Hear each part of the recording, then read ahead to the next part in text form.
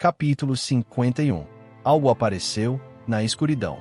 Uma escuridão mais escura e pesada, projetando suas sombras sobre a água. Mais profundo, mais espesso, mais pesado, mais escuro. É isso.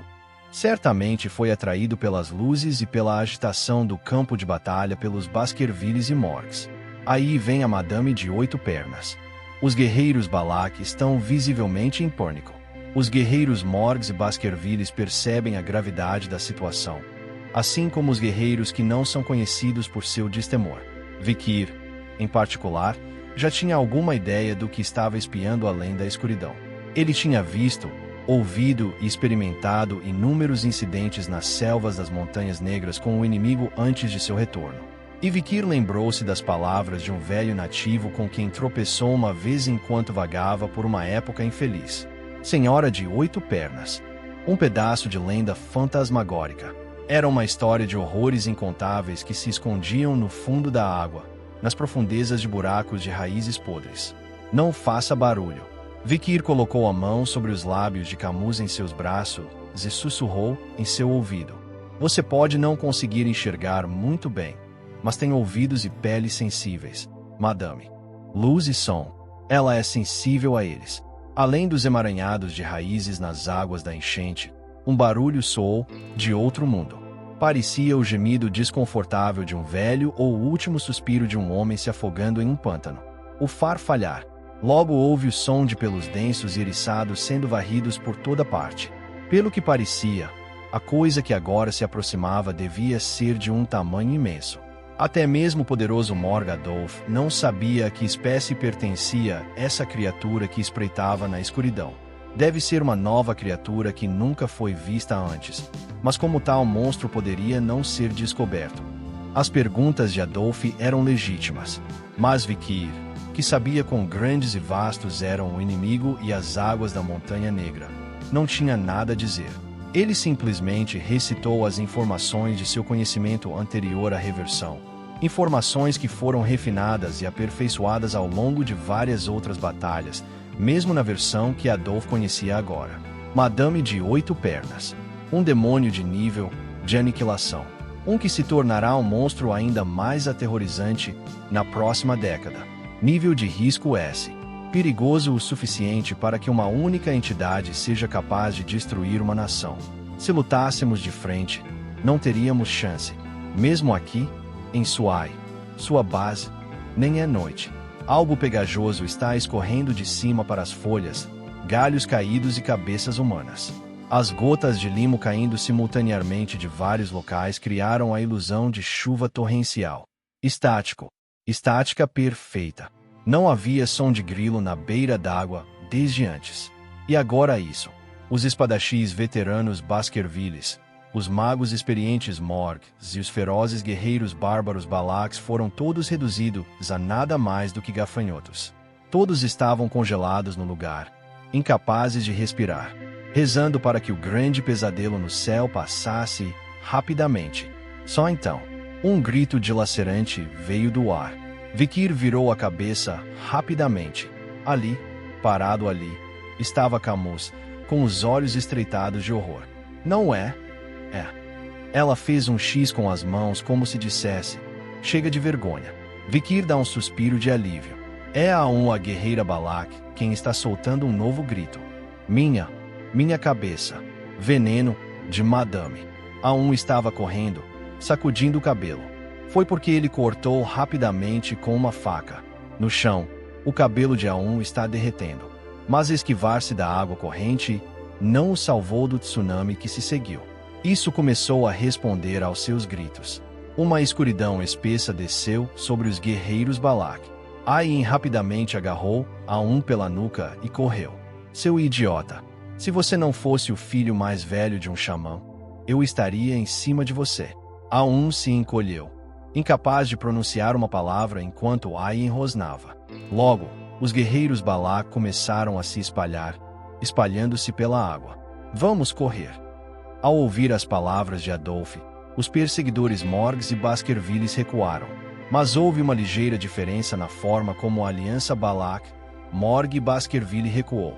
Os guerreiros Balak fugiram individualmente, e nenhum deles correu na mesma direção. Os Morgs e Baskervilles, por outro lado, fugiram em uníssono. Essa ligeira diferença ajudou a determinar o fator isso. O som de folhas semelhantes a lâminas dobrando-se com tanta facilidade. Uma enorme pilha de pelos rompia a densa folhagem e os espinhos, vindo em nossa direção.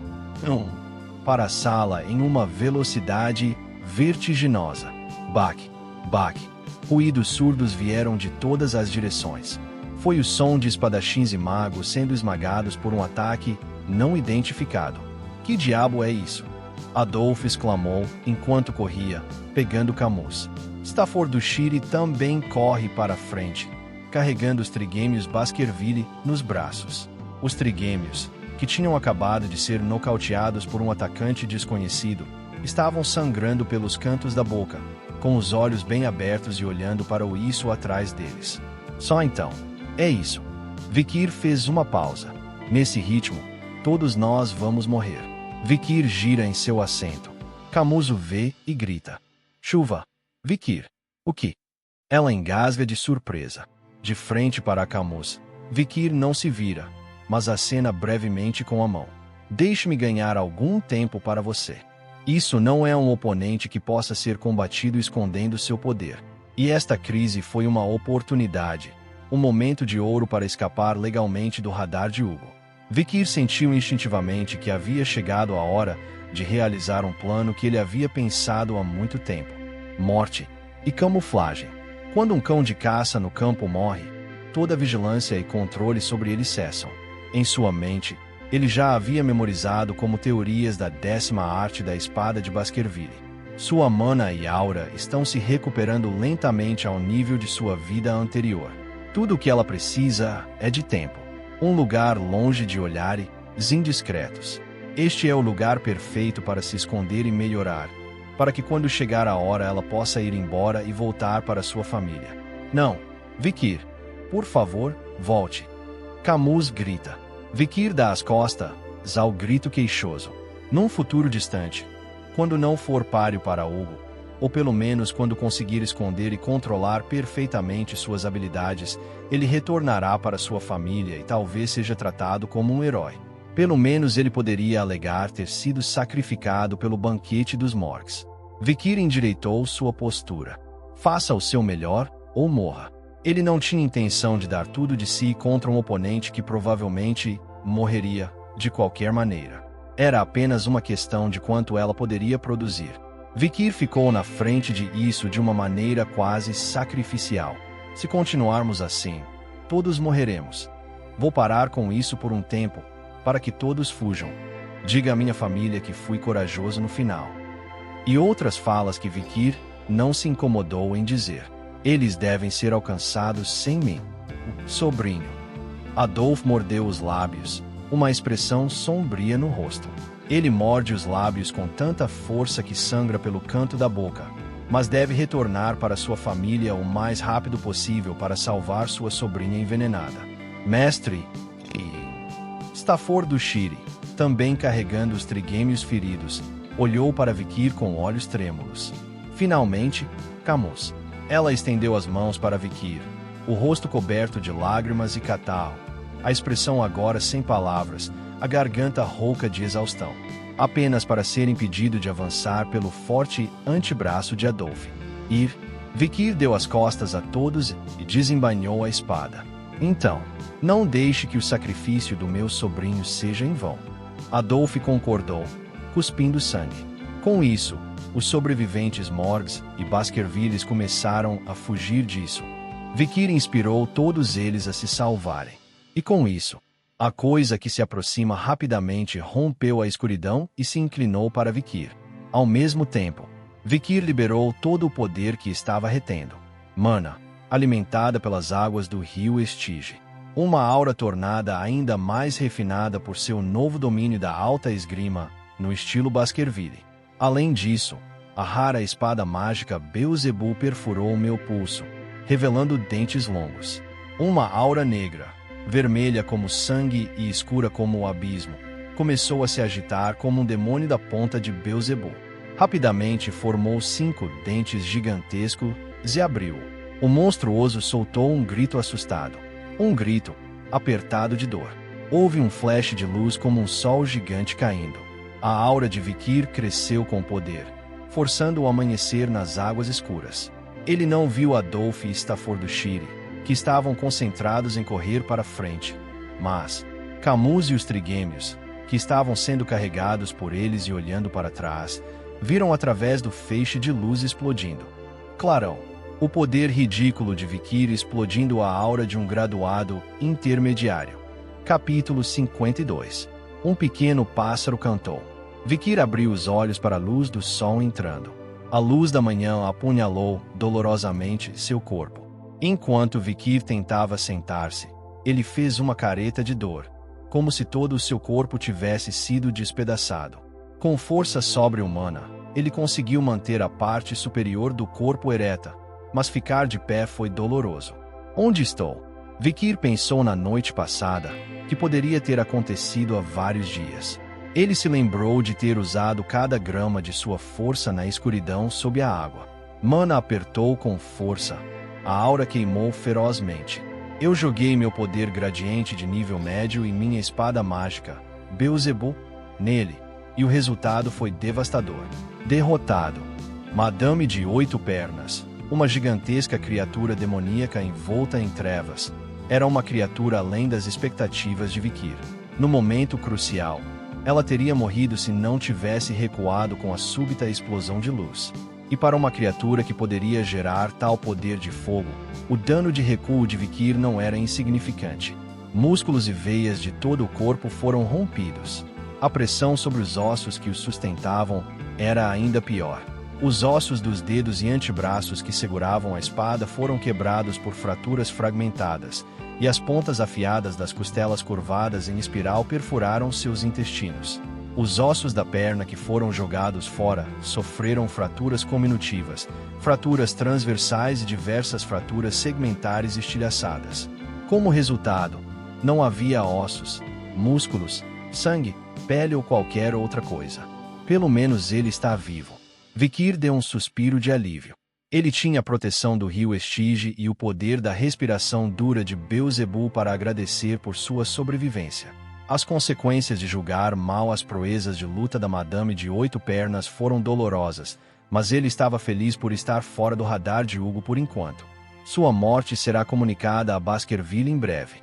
Houve muitas testemunhas oculares de sua morte, incluindo Adolf, o Louco, uma Camus, um Staffordshire e trigêmeos, então não preciso me preocupar em provar isso. Além disso, ele não morreu por não conhecer suas frações, mas sim por salvar o próximo chefe do necrotério de demônios e bárbaros. Os Baskervilles se beneficiarão muito da futura diplomacia com os Morgs. Além disso, os Baskervilles são uma família de cavaleiros, e esta história contribuirá muito para sua imagem, tanto interna como externamente. Tal feito provavelmente seria recompensado pela corte imperial. Mesmo na morte, ele não seria tratado como um bastardo patético por trazer honra e lucro ao clã. Se você voltar para sua família no futuro e revelar que está vivo, será tratado ainda melhor. Devo me recuperar rapidamente e recuperar minha antiga força. Vikir usou o poder de Murciélago para curar as feridas em seu corpo. Ossos e feridas que cicatrizavam a um ritmo ridículo, embora não imediatamente. Então, Vikir de repente notou as cordas em seu pescoço. Um laço pendia como uma coleira no pescoço de Vikir. Esta foi a outra coisa que salvou a vida de Vikir, além da proteção do rio Estige e do poder de Murciélago. Se não fosse pelo laço, que voou por trás e puxou sua garganta pouco antes do ataque da criatura esmagar todo o seu corpo, Vikir teria morrido. Foi uma armadilha muito oportuna que quase quebrou seu pescoço e o matou, mas ele está feliz por estar vivo. Vikir agarrou o laço em seu pescoço. A ponta da corda do laço atravessava a tenda e saía pela porta. Vikir levantou a cabeça e olhou para dentro da tenda. Uma tenda em forma de cone feita de peles de animais. Alguns suportes de madeira eram os únicos postes, e o chão estava coberto de folhas secas. Um frasco de vidro de algum tipo estava em círculo ao lado dele. Após uma inspeção mais detalhada, ele percebeu que era um frasco de poção com o símbolo dos Baskervilles. O cheiro de terra seca, folhas caídas, pelos de animais e poções cozidas misturavam-se na tenda. Vikir rastejou como um cachorro para fora da tenda. Todo o seu corpo queimava a cada passo, mas ela precisava ter uma noção do que estava ao seu redor. Logo, a paisagem fora da tenda apareceu. Grandes e pequenas tendas feitas de couro, tambores batendo por toda parte, chamas saltando de altas pilhas de madeira. Um grande número de bárbaros moviam-se entre eles. Cabelo preto ou prateado, pele morena e músculos bem tonificados em homens e mulheres. Topes feitos de pele de veado ou onça, fundos de pano tingido com suco de bolota, tatuados e com cicatrizes. Eles desmembraram a carcaça de um demônio e esfolaram sua carne, enquanto as crianças brincavam com os pássaros. A atmosfera era alegre e animada, mas crua, não refinada e não processada. Vikir sabia instintivamente que este era o lar dos Balak, uma tribo bárbara. No coração do território inimigo, inimigos de longa data, dos Baskervilles. Ele deveria estar em guarda, mas estava fraco demais para fazê-lo agora. Vikir se perguntou o que fazer a seguir. Os guerreiros Balaks passaram por ele, sem lhe prestar atenção enquanto ele ficava ali sozinho. As mulheres e crianças enrijeceram um pouco e pareceram cautelosas, mas foi isso. Só então. Rápido! Rápido! Rápido! Ande! Um grito nervoso veio de algum lugar. Vikir virou a cabeça para ver vários guerreiros bárbaros arrastando prisioneiros amarrados com cordas. Os prisioneiros, alinhados e cambaleantes, eram de várias raças. A maioria eram homens de cabelos pretos e pele morena de outras tribos. Cada um deles foi torturado e abusado de alguma forma. Vikir reconheceu alguns rostos familiares entre eles. Guerreiros cujos nomes ele não reconheceu, mas que certamente eram membros da Casa Baskerville e da Casa Morg. Alguns ele conheceu na fortaleza, outros com quem viajou para esta selva. Seus corpos inteiros pendiam como peixes em cordas, seus olhos fixos por um breve momento em Vikir, que usava apenas uma única coleira de cachorro em volta do pescoço. E então eles passaram um pelo outro. Vikir ficou em silêncio, observando-os. Então os guerreiros Balak esfaquearam seus cativos com as pontas das lanças. Suba rapidamente, a menos que você queira ser atacado até a morte por lobos. Eles conduziram seus cativos até uma árvore alta. Era um poste incrivelmente alto, coberto de espinhos que se projetavam como lâminas. Os bárbaros de Balak forçaram seus cativos a subir nesta árvore com seus corpos nus. Os cativos escalam esta torre de lâminas até ficarem cobertos de sangue. Se alguém se recusasse a subir, os bárbaros ateariam fogo na base da árvore. A árvore estava untada com óleo no tronco, então as chamas continuaram a subir pela árvore, mais rápido do que a maioria dos prisioneiros conseguia subir em uma árvore. Eventualmente, os prisioneiros sangrariam até a morte ao serem esfaqueados e cortados pelos troncos em forma de lâmina, queimados pelas chamas de baixo, ou cairiam para a morte no chão abaixo. Abaixo da árvore, os lobos uivavam, empurrando seus prisioneiros para cima da árvore. Alguns foram empalados por lanças ou mordidos por lobos por se recusarem a subir na árvore de lâminas. A horrível punição da árvore de espinhos foi inventada por um velho xamã Balak. Vikir só pôde assistir a esta execução infernal. Então, fique grato por você não ter essa aparência. Alguém diz para Vikir. Foi o guerreiro bárbaro que outro dia atirou em Camus com a agulha do tranquilizante. Ele estava lançando a Vikir um olhar assassino, como se quisesse matá-lo agora mesmo. Se você não fosse o animal de estimação do capitão, eu teria fervido você ali mesmo. Não fique aí parado. Vá encontrar seu mestre.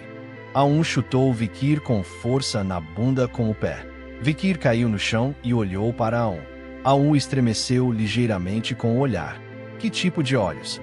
Não havia um pingo de agitação naqueles olhos serenos. Nem as mortes horríveis de seus cativos, nem a dor de seu corpo espancado.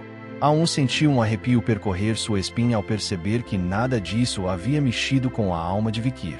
Lentamente, Vikir levantou-se de seu assento e começou a seguir a corda em volta de seu pescoço. Só conseguiu seguir atrás, incapaz de acompanhar Vikir. O cara de antes.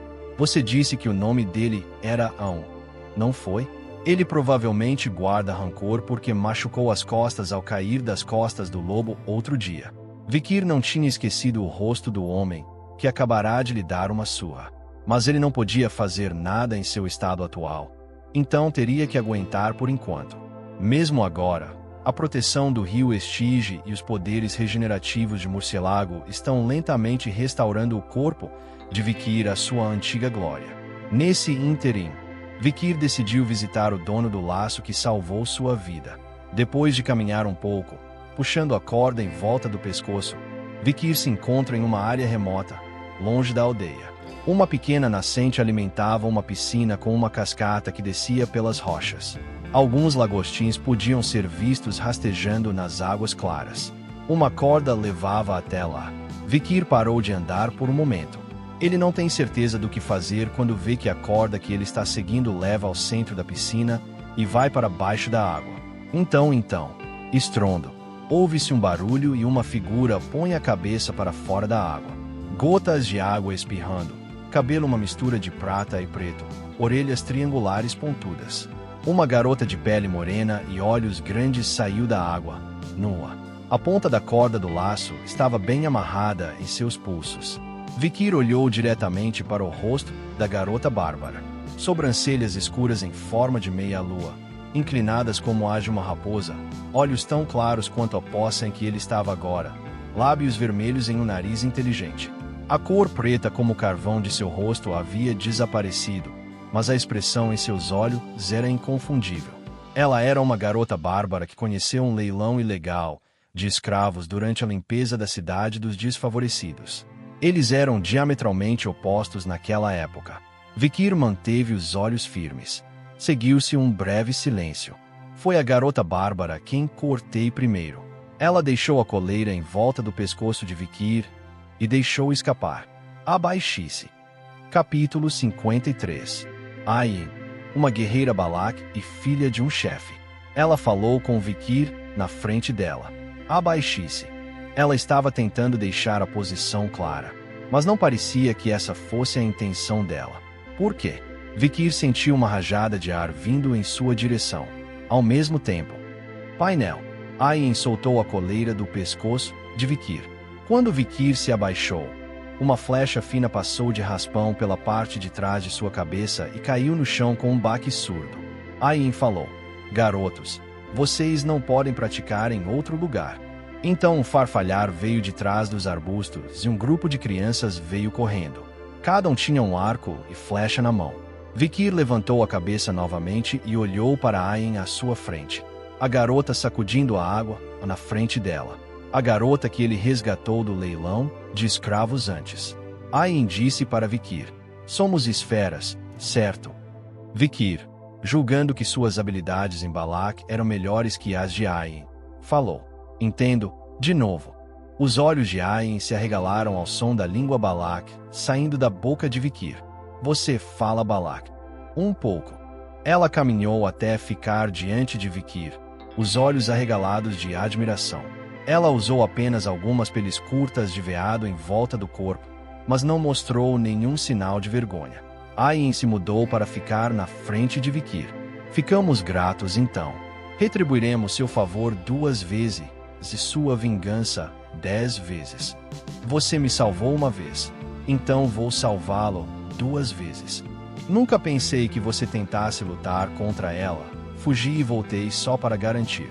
Certamente, Vikir teria sido morto por Madame de 8 pernas, a escura, se o laço lançado por Ayin não tivesse sido preso em seu pescoço a tempo de puxá-lo para trás. Então, qual foi a outra vez? Quando Vikir olhou para ele como se estivesse exigindo uma explicação, os cantos dos olhos de Ayin desenharam arcos como os de uma raposa. Você não viu isso no caminho para cá? Ela apontou para além dos arbustos, para a coluna de fumaça acre que subia da aldeia. Vikir descobriu nossos prisioneiros que encontraram ao longo do caminho. Talvez ela compartilhe um destino semelhante. Talvez tenha sido Ayin na frente dele quem o impediu. Nesse caso, isso suscitou uma questão mais fundamental. Por que ele me deixou viver? Foi simplesmente para retribuir um favor? Nesse caso, Não haveria razão para ele colocar o laço no pescoço no primeiro lugar. E Ain não foi o único que quis colocar uma corda no pescoço de Vikir. Cada mulher guerreira em Balak naquele dia estava de olho no pescoço de Vikir. Enquanto Ain roubava uma pizza para Vikir, ele falava sem rodeios. Isso é algum tipo de caça ao marido ou algo assim? Oh, você deve ter ouvido falar sobre isso em algum lugar. Não são apenas os Balak. A maioria dos selvagens na selva sequestram suas esposas de fora da tribo. A ideia é evitar a endogamia e trazer frescor ao sangue. Os Balak, claro, são uma tribo guerreira, por isso a força física do abduzido é um factor importante. Ain circulou ao redor de Vikir uma vez, como um avaliador avaliando um prêmio. Nesse ínterim, Vikir esteve pensando muito. E se eles dissessem aos Baskervilles que estavam vivos e negociassem um refém? Isso prejudicaria seus planos. O plano deles de ficar fora do radar de Hugo e aumentar suas forças seria arruinado. Mas Vikir se preocupou por nada. Eles não pareciam ter qualquer intenção de interferir com ele. Ain olhou para Vikir e disse: "Não se engane. Eu não sou como as outras mulheres. Eu não preciso de um marido. Você foi capturado para ser usado como escravo." Ela se perguntou, mas não disse em voz alta, se teria sido necessário lançar o laço tão desesperadamente. Quando Vikir permaneceu imóvel, Ain acenou com a coleira em sua mão. "De qualquer maneira, você não será capaz de se passar por um homem com esse corpo. Então é melhor se acostumar com a vida de escravo." Por natureza, as mulheres Balak não veem nada além de procriação nos homens que capturam do mundo exterior. Se o homem não consegue cumprir seu papel de homem, eles geralmente o matam. Mas felizmente, Ain não parece ter o bom senso de fazê-lo. Ain jogou suas roupas para Vikir na beira da água. Vikir o pega e o colar fica tenso. Ain liderou o caminho de volta para a aldeia. "Você vai morar na frente da minha casa e me servir." Todo o corpo de Vikir gritava a cada passo, mas mesmo assim ele manteve a boca fechada. A boa notícia é que seu corpo está se recuperando rapidamente, graças ao poder de Murciélago. Para Vikir, Ain deu sua primeira ordem, brevemente: "Vamos acertar nossos títulos." Caminhando à frente, Ain parou na entrada do clã e olhou para Vikir. Ele olhou para baixo e estreitou os olhos. "Me chame de mestre." Vikir desceu novamente para a aldeia de Balak. Eles viviam livremente na selva densa. O conceito de propriedade pessoal parecia remoto. Se você não tinha onde dormir, dormia na barraca de um amigo e ninguém se importava. Se estivessem com fome, comiam de pessoas que tinham bastante comida e ficavam felizes em compartilhar. Parecia haver uma consciência compartilhada de que tudo vem e vai. Então vamos compartilhar enquanto temos. Eles se reuniram na casa de um amigo com uma grande barraca, brincaram alegremente e adormeceram. Lenha, carne e álcool eram compartilhados generosamente e não havia yancha. Mesmo que tivessem sido sequestrados de fora, uma vez reconhecidos como membros da tribo, poderiam ir a qualquer lugar e vir a qualquer lugar. Em suma, uma atmosfera animada e amigável. Mas os esqueletos dos cativos pendurados nos espinhos nas fronteiras da tribo transmitiam uma mensagem diferente. Este é o clã de Balak, uma terra implacável para os de fora, mas infinitamente amigável e livre para os de dentro. Mas dentro do clã, existe uma zona digna onde mesmo os internos não podem circular. O destino de Vikir era um desses poucos lugares. Uma grande tenda no centro da aldeia. Parecia que poderia acomodar até 2 dúzias de pessoas, mas mesmo as crianças que brincavam na frente dele não tinham permissão para se aproximar. Os guerreiros que passavam sempre inclinavam a cabeça em reverência em direção à entrada desta tenda. Aqueles que grelhavam a carne tinham o cuidado de evitar que a fumaça flutuasse nessa direção, e aqueles que preparavam as entranhas de suas presas tinham o cuidado de evitar que o cheiro de sangue se dissipasse. A casa do chefe. Vikir adivinhou pelo tamanho da tenda. Ain agarrou a coleira em volta do pescoço de Vikir e entrou. "Mãe." Vikir podia ver a figura que Ain procurava. Dentro da tenda, havia uma cadeira com uma grande águia esculpida e uma mulher sentada de pernas cruzadas, reclinada em ângulo. Uma expressão sombria, cicatrizes espalhadas por seu corpo. Ela usa uma capa e calças feitas de penas de águia, e um arco longo e grande repousa sobre um cetro atrás de suas costas. Ela usava um manto de penas de águia, com um laço longo e grande nas costas. Áquila, a atual matriarca de Balac. Vikir se ajoelhou silenciosamente diante dela, atraído pelo toque de Ai. Vikir já havia percebido que o verdadeiro nome da chefe era Night Fox, pois ela exalava uma presença pesada diante dele. A mulher que havia marcado a ponte do nariz de Santo Hugo da Espada Celestial. Adolfo, o Louco, também não foi derrotado por ela e passou algum tempo no serviço militar. Sua presença foi a razão pela qual Baskerville e o Morgue não conseguiram cruzar a fronteira entre o inimigo e a Montanha Negra. Afinal, ela matou 16 espadachins da classe Gradiente, 10 magos da 4ª classe e 6 magos da 5ª classe em sua curta vida. Tudo sem um único ferimento. Foi ela também quem deixou marcas de pontas de flechas nos flancos de seus inimigos e do demônio da Montanha Negra Cerberus. E se fosse antes da regressão? Se eu tivesse conseguido liberar o poder do meu auge, poderia ter enfrentado essa mulher. Eu teria 0% de chance em uma luta corpo a corpo, 0% de chance de assassinato, 20% de chance de fugir. Esses 20%, claro, são a chance de sobrevivência. Os pensamentos de Vikir se voltaram para a mulher à sua frente. Afinal, ela estava enfrentando um Hugo ou um Adolf, um predador de topo para o qual ela não era pare no momento. Enquanto isso, Áquila olhou para Vikir na frente dela. Filha, este é o homem imperial por quem você está babando. Não, quando eu disse isso, mas sim, ele é. Ele é mais novo que você, e reconheço seu rosto. Áquila semicerrou os olhos e olhou para Vikir. O olhar era como de um predador de topo, de um ponto de vista muito superior, avaliando a sua presa inferior a baixo. Tudo o que Vikir pôde fazer foi manter a cabeça baixa e evitar o olhar dela tanto quanto possível. Felizmente, Áquila não viu nenhum sinal de Hugo em Vikir. Hugo tinha linhas fortes, queixo quadrado e aparência masculina, enquanto Vikir tinha mais traços de sua mãe. Fora isso, porém, Áquila parecia ter uma boa noção da condição física de Vikir. Eu vejo. O que você está fazendo pegando um homem perdido? Se você tratá-lo bem, ele valerá a pena. Foi ele quem pulou em Madame Oito Pernas. Sim, mas atacar sem saber o seu lugar só vai te trazer problemas. Áquila disse. Claro, não importa se o corpo está quebrado ou não, desde que as sementes estejam intactas. Ah, mãe, não é isso. Ele vai ser usado como escravo. O que? Mas não é esse o propósito que você tem me contado o tempo todo. Uau! Foi originalmente planejado para isso. Um escravo. Preciso de um para me ajudar a caçar.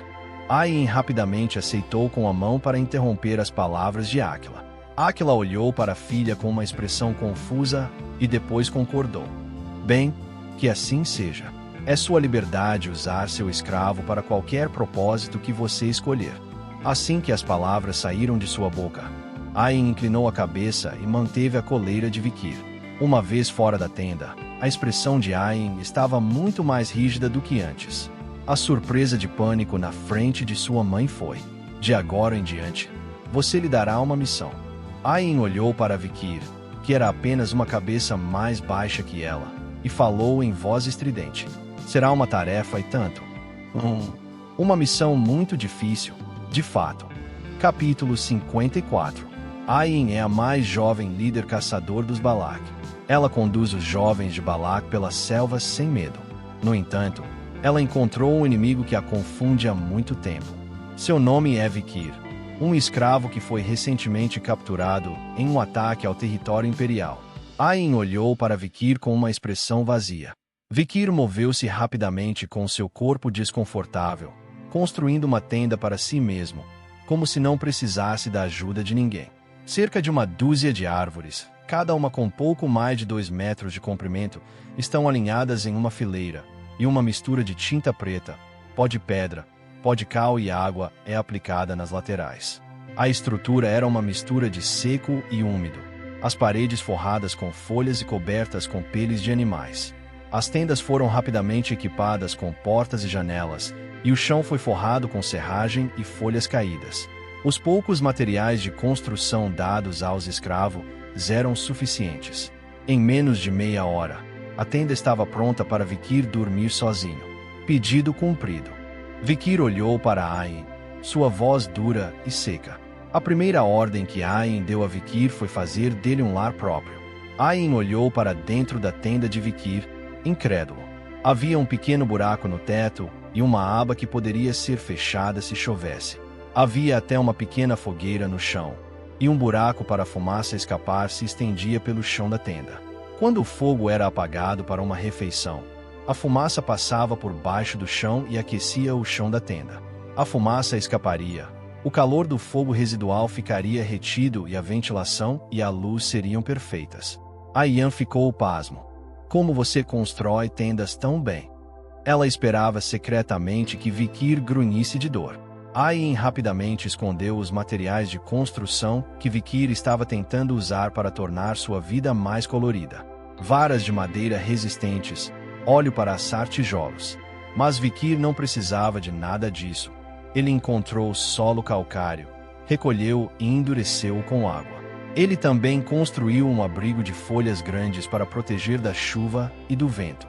Faz algum tempo, os espadachins da Era da Destruição não eram bons apenas com facas. Eles tinham que ser habilidosos em todos os tipos de habilidades de sobrevivência para poder acampar e sobreviver nas regiões polares quentes e frias. Como tal, Vikir também era mestre em muitas tarefas domésticas. Depois de construir a casa, Vikir aparou as pilhas de peles e tecidos rasgados perto da tenda de Ai. Ele também abriu uma vala de drenagem perto da tenda e preparou um pouco de lenha para esta noite. Um escravo que pensa e age por conta própria diante de seu mestre lhe pede para fazer qualquer coisa e cuida de todas aquelas tarefas incômodas. Literalmente um escravo classe A. Os tijolos sob a tenda do chefe parecem instáveis. A casa da sua mãe. Sim, do jeito que está, o chão abaixo do mastro central da tenda pode tremer e vazar água durante a próxima estação chuvosa. Se você me der a ordem, vou misturar o solo calcário lá embaixo com o pó de pedra da colina do outro lado da rua, fazer tijolos, lubrificá-los, cozê-los e reforçá-los. Oh, sim, faça isso. Eu mesmo estava pensando nisso. Ayan encoçou a cabeça. Vikir realmente fez isso. Movendo-se com as pernas moles, ele pegou terra branca das colinas atrás dele e voou em pedras da colina oposta, rachando-as e quebrando-as para misturá-las ao solo. Depois adicionou água para fazer uma massa, moldou-a num retângulo, assou-a no fogo e secou os tijolos com óleo de hiena. Os tijolos foram então utilizados para formar a base da tenda, tornando-a ainda mais resistente. Até Áquila, que inicialmente ficou irritado com o trabalho extra, ficou satisfeito com os resultados. O teto não vai vazar mais. Era irritante que não importa quantas folhas ou peles eu colocasse no teto, ele ainda vazaria, mas deve ter sido a base. Áquila ainda não prestou muita atenção em Vikir. Ele apenas ordenou que ele fizesse suas rondas habituais pelo quartel do chefe, observando, mantendo e consertando as coisas surradas. Ayan estava descontente com o fato de seu escravo passar a maior parte do tempo mantendo o quartel do chefe, mas não protestou. Ele apenas continuou choramingando atrás dele enquanto Vikir cavava valas de drenagem ao redor do quartel de Áquila e instalava calhas para evitar que folhas e sujeiras se acumulassem no topo. E aí, cara? Estou trabalhando sozinho. Tudo bem? Eu diria. E então faria alguns movimentos nervosos. Então, estamos fazendo isso sozinhos ou em grupo. Que geralmente é seguido por algumas palavras ininteligíveis. Você gosta do seu trabalho. Você trabalhou o dia todo. É época de chuvas. Você já está cavando calhas. Você não tem isso em casa, tem? Coma. O dono está falando com você. Por que você não responde? Vikir o ignorava constantemente como uma distração de seu trabalho. Mas Ayan continuou a pairar ao seu redor, desaparecendo por um momento e depois reaparecendo. Neste ponto, era difícil dizer quem era o senhor e quem era o escravo. Com soda cáustica e um bastão, Vikir terminou sua roupa. Sua experiência como desbravadora, herbalista, curandeira, cozinheira, assassina, faxineira, lavadeira, cozinheira e tudo mais que ela não fazia desde que era mais nova na área estava sendo útil aqui. Eu sei que você continua usando a desculpa da Era da Destruição, mas foi igualmente feroz. Vikir reservou um momento para relembrar os velhos tempos enquanto lavava roupa. Ao lado dele, Ayin, que se adiantou para fazer uma demonstração, escondeu a saia de couro rasgada nas costas enquanto observava. Enquanto isso, Vikir, que, devido à sua experiência em sobreviver à Era da Destruição, é muito bom em se manter reservado. Mas mesmo ele, que estava bastante satisfeito com um dia na vida de um escravo, muito mais do que estaria em Baskerville ou em Cidade dos Desfavorecidos, tinha um oponente que poderia ficar um pouco envergonhado. Ah, legal. O nome dela era Ayin, princesa da tribo bárbara de Balak. Ela estava urinando na vala de drenagem que Vikir havia cavado antes. Estou segurando isso há muito tempo.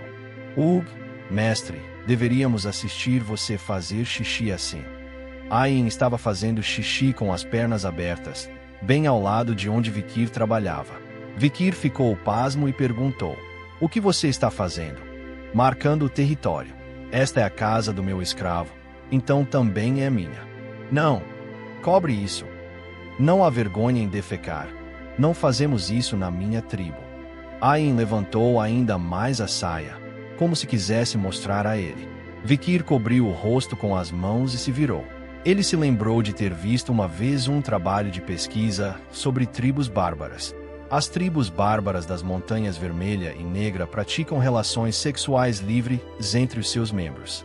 Tanto homens como mulheres não têm escrúpulos em expor os seus órgãos genitais uns aos outros, pois devem primeiro saber se a outra pessoa é fértil e livre de doenças sexualmente transmissíveis antes de iniciarem um relacionamento.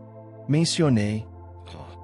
Era uma coisa real e uma cultura com razões próprias. Então Vikir tentou não ser preconceituoso. Mas não seja mesquinho, pelo menos em casa. Ora, seu império não jogou fezes pela janela há algumas centenas de anos, e você usou essas coisas chamadas salto alto porque as ruas estavam cobertas de sujeira, e você se borrifou com perfume. Era verdade. Vikir não sabia mais o que dizer. Então manteve a boca fechada. Enquanto conversavam, as tarefas foram concluídas. Balak era um lugar muito descontraído quando não estava lutando ou caçando, e o sempre diligente Vikir não podia deixar de pensar que a vida como escravo aqui era muito mais confortável do que teria sido em Baskerville ou na cidade oprimida, onde ele teve que combinar treinamento e trabalho. Ayin, no entanto, tinha uma expressão estranha no rosto. "Ei, você não quer se tornar oficialmente um membro da nossa tribo o mais rápido possível?" O que ele estava falando? Vikir franziu a testa e Ayin se aproximou dele e se sentou. Ela ainda estava abrindo as pernas o suficiente para que ele pudesse ver através da saia. Então Vikir fixou o olhar para cima. Ayin disse: "Nada mal para um escravo, hein? Nada mal. Bem, você está recebendo uma boa educação na fala, suponho. Mas como escravo, não me atrevo a reclamar. Não, realmente não é tão ruim assim. Não pode ser ruim, apesar de todo o trabalho árduo e servil." Ayin ergueu as mãos, sem nem querer pensar em limpar ou lavar roupa. "Não, venha comigo. Vou te ajudar, para ajudá-lo a se encaixar nesta tribo. Não há veto quando você já está escravizado." Ayin deu uma tapinha na coleira que ainda estava no pescoço de Vikir. "Se você estiver bem, vou tirar isso também." A oferta é um pouco tentadora. Como se eu já não estivesse irritado com esse laço no pescoço. "O que eu preciso fazer?" Vikir pergunta, e Ayin responde com um brilho nos olhos. "Caçando." "Caçar. Ó grande. Aparentemente, você sai para caçar e pescar grandes animais." Os Agia, ou Balak, são uma tribo que acumula alimentos principalmente através da caça. Para alimentar seus quase 300 membros de maneira uniforme, eles precisam consumir um javali pesando mais de 200 quilos por dia. Isso se eles conseguirem complementá-lo com cogumelos, frutas vermelhas e raízes comestíveis. Nos últimos anos, diz ele, os guerreiros de sua tribo não comem nada além de cogumelos e frutas vermelhas durante dias seguidos porque não conseguem encontrar caça suficiente. Em tempos como estes, se conseguirmos trazer de volta um grande pedaço de carne, a sua imunidade não está fora de questão. As palavras de Ai Yan deram a Vikir um olhar estranho. Há um pouco de ironia na situação, vinda de um bárbaro e sendo chamada de pano de algodão. Mas não foi uma oferta ruim. Tudo o que você precisa fazer é me ajudar. Obviamente você não tem muita dificuldade para se locomover ou carregar cargas leves. Ayin disse com um brilho nos olhos. Era impossível dizer se seus desejos eram realmente o colapso do grande jogo ou se isso era tudo o que ela queria. Tudo bem, vamos. Mas Vikir decidiu seguir a sugestão de Ayin por enquanto. Como escravo, ele não tinha outra escolha. Vikir assentiu e Ayin falaram imediatamente. Partiremos de madrugada hoje. Entendo, mas por que você estava rindo tanto antes? O que? Quando eu ri? Ayin ri conscientemente, mas quando ouve as palavras de Vikir, fica sério. Algo em seu comportamento era um pouco suspeito. Capítulo 55.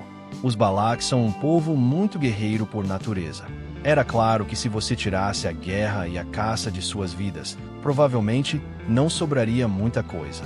Enquanto Vikir seguia Ayin até a entrada do clã, ele revisou o que sabia sobre os Balak. A língua deles tem apenas cerca de 300 palavras, e a maioria delas são substantivos. Os verbos são gestuais e não há distinção entre eles e nós quando se trata de posse. Os homens são Ambo, as mulheres são Akoati. O amor é Alki, a morte é Utica. O povo de Balak considerava os impérios rudes, tortuosos e pretensiosos. Por outro lado, os imperiais viam os Balak como selvagens que gritavam e socavam ao menor sinal de raiva. O povo de Baskerville parecia estar em algum lugar no meio. Surgiu Vikir, entre o povo civilizado do império e os selvagens da selva. Eu me questionei se eles se parecem vagamente com os dois lados da fronteira, nunca pertencendo totalmente a nenhum deles. Enquanto Vikir ponderava sobre isso, os caçadores de Balak se reuniram em círculo. Caçadores, jovens e velhos, reuniram-se em grupos de 3 e 4. Vários montados nas costas de lobos, com arcos e lançamentos suspensos. Apenas Ayin não tinha companheiros, apenas um lobo para montar e seu escravo, Vikir. Reúnam-se, caçadores, é hora da cerimônia. Um velho retorcido avançou com uma tigela de carvão preto, que serviu nos rostos dos guerreiros caçadores. Uma série de tatuagens aparece por baixo de suas vestes pretas, indicando que ele poderia ser um xamã. Vão, todos vocês, com minha vitória, ou eu irei derrubá-los. O velho xamã mergulhou uma tigela de bronzeado na tigela e serviu no rosto de todos os caçadores. Os caçadores de Balak se sentem culpados por matarem suas presas. Então eles untaram o rosto com alcatrão antes de matar, para não mostrarem o rosto ao deus da morte. Mas os caçadores mais jovens, incluindo Ayin, não parecem gostar do ritual. Lá vai você de novo, aquele chato. Deixe-o em paz. O xamã precisa deixar sua marca. A propósito, suas habilidades de adivinhação não estão um pouco erradas. É por isso que tudo o que fazem hoje em dia são brincos no lugar das orelhas e argolas no nariz. Todos os jovens, independentemente da época e do lugar, não gostam e desprezam os velhos costumes e superstições. Com uma expressão de aborrecimento, Ayin esticou o rosto e aceitou a maquiagem preta como carvão do velho xamã. O velho xamã esfregou a tinta preta no rosto de Ayin algumas vezes antes de obrigação, o que foi bastante desleixado comparado ao que ele fez pelos outros guerreiros, e ficou claro que ele não gostou dela. Em seguida, Ayin colocou a coleira na volta do pescoço e entregou a Vikir. Eu uso isso para evitar que mordam meu pescoço. Vikir concordou. Um por um, os caçadores saíram da aldeia. Facas embainhadas, lanças desembainhadas, arcos desembainhados, lobos reunidos, os caçadores da tribo partiram. Vikir, o escravo, fez seus próprios preparativos. Enquanto estiver aqui, terei que me misturar com eles. Ele precisava renovar sua mentalidade. Vikir finalmente sentiu vontade e baixou as calças para urinar. Ele iria começar com algo tão básico como isso e se misturar à cultura. Então, quando o povo de Balak viu Vikir urinando, eles começaram a surtar. As mulheres cobriam os olhos e observavam com os dedos abertos, enquanto os homens lançavam-lhe olhares abertamente competitivos. Vikir ficou intrigado e perguntou: o que há com todos esses olhares? Não estão todos fazendo isso? As respostas vieram de todos os lugares. Do que você está falando? Quem urina no meio do nada assim? É assim que fazem no Império. Isso é bárbaro. Usamos banheiros separados. Homens ali, mulheres aqui. Você é tão ignorante que deveria encobrir. Que bárbaro! Quanto a mim. Vikir virou a cabeça para olhar para Ayin. Ayin sorriu e rapidamente desviou o olhar. Ayin subiu nas costas do lobo. Segura e firme. Nas costas dela, é claro, estava Vikir. Vikir hesitou por um momento, sem saber onde se segurar. Então apertou o pelo do lobo. Então Ayin estendeu a mão e arrancou o braço de Vikir de seu alcance, colocando-o em volta de sua cintura. Você tem que esperar aqui, apertado. Do contrário, você cairá e quebrará o pescoço. Vikir agarrou a pelvis de Ayin com as mãos. Certamente era largo o suficiente para ser confortável de segurar. Mas, o estrondo! O lobo deu um único salto e Vikir caiu no chão. Em agonia, Vikir quase gritou. Seus ossos, mal mantidos juntos pelos poderes regenerativos de morcego, torceram-se novamente. Montar um lobo era bem diferente de montar um cavalo. Por um lado, não havia sela nem estribos. Além disso, os lobos tinham cintura muito mais estreita do que os cavalos e se moviam de forma mais dinâmica. Ayin parou o lobo e se abaixou no chão. Você deveria ter passado os braços em volta da cintura dele daquele jeito e segurado ele com as duas mãos. Ele vai cair se você segurá-lo com tanta delicadeza. Ela sorriu e deu um tapinha na própria cintura, como se dissesse: como vou desabafar sem você segurar? Vikir estava prestes a levantar-se do seu assento. Baki. Uma figura se interpôs entre Vikir e Ayin. Ele estava montando um lobo, olhando para Vikir. A atmosfera imediatamente fica fria. Ayin cruzou os braços num olhar de desaprovação. Os caçadores de Balak competem por cada momento. A1 é um guerreiro que sempre gostou de Ayin e irá desafiá-la nesta caçada. Desta vez, diz ele, trarei para casa o jogo maior. Vou comandar a próxima caçada conjunta em homenagem ao meu avô. Por que você arriscaria a honra do seu avô em uma caçada quando tudo que você sabe fazer é bruxaria? É sua prerrogativa fazer o que quiser. Ayin não confrontou A1. Ele simplesmente apontou o queixo para Vikir do outro lado da sala, incitando-o a vir rapidamente. Vikir tinha acabado de se levantar e estava prestes a se aproximar de Ayin. A cabeça de Vikir caiu para trás. A1, montado no lobo, chutou-o no rosto com o pé. Vikir ainda estava ferido, então ele não teve escolha senão receber o chute, mesmo sabendo que ele estava por vir. Graças a Deus não foi um ataque de grande força. No momento seguinte, Ayin ficou furioso. Seu bastardo, o que? Ayin deu um passo à frente, mas congelou no lugar. Ela olhou para frente e para trás entre Vikir, que havia caído no chão com um olhar estranho, e A1, que havia ganhado impulso.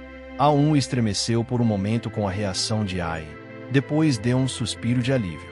Então ele olhou para o Vikir caído e zombou. Você está usando esse fraco como ajuda de caça. Controle-se, capitão. Você só vai se meter em problemas. Você deveria olhar para o seu próprio traseiro antes de dizer isso. Ao comentário sarcástico de Ayin, A1 olhou para sua cintura. Não havia nada lá, onde deveria haver uma aljava cheia de flechas. A1 virou a cabeça, furioso. Vikir de alguma forma se levantou com sua aljava e flechas. Ele tinha acabado de roubar de A1 antes de desmaiar. Você deve à Era da Destruição novamente. Antes de sua regressão, Vikir realmente não tinha tido um trabalho que não tivesse feito. A arte de furtar carteiras também é útil. As armas são como amantes. Você os usa quando eles são levados embora. O comentário grave de Vikir fez Ayin cair na gargalhada e A1 corar.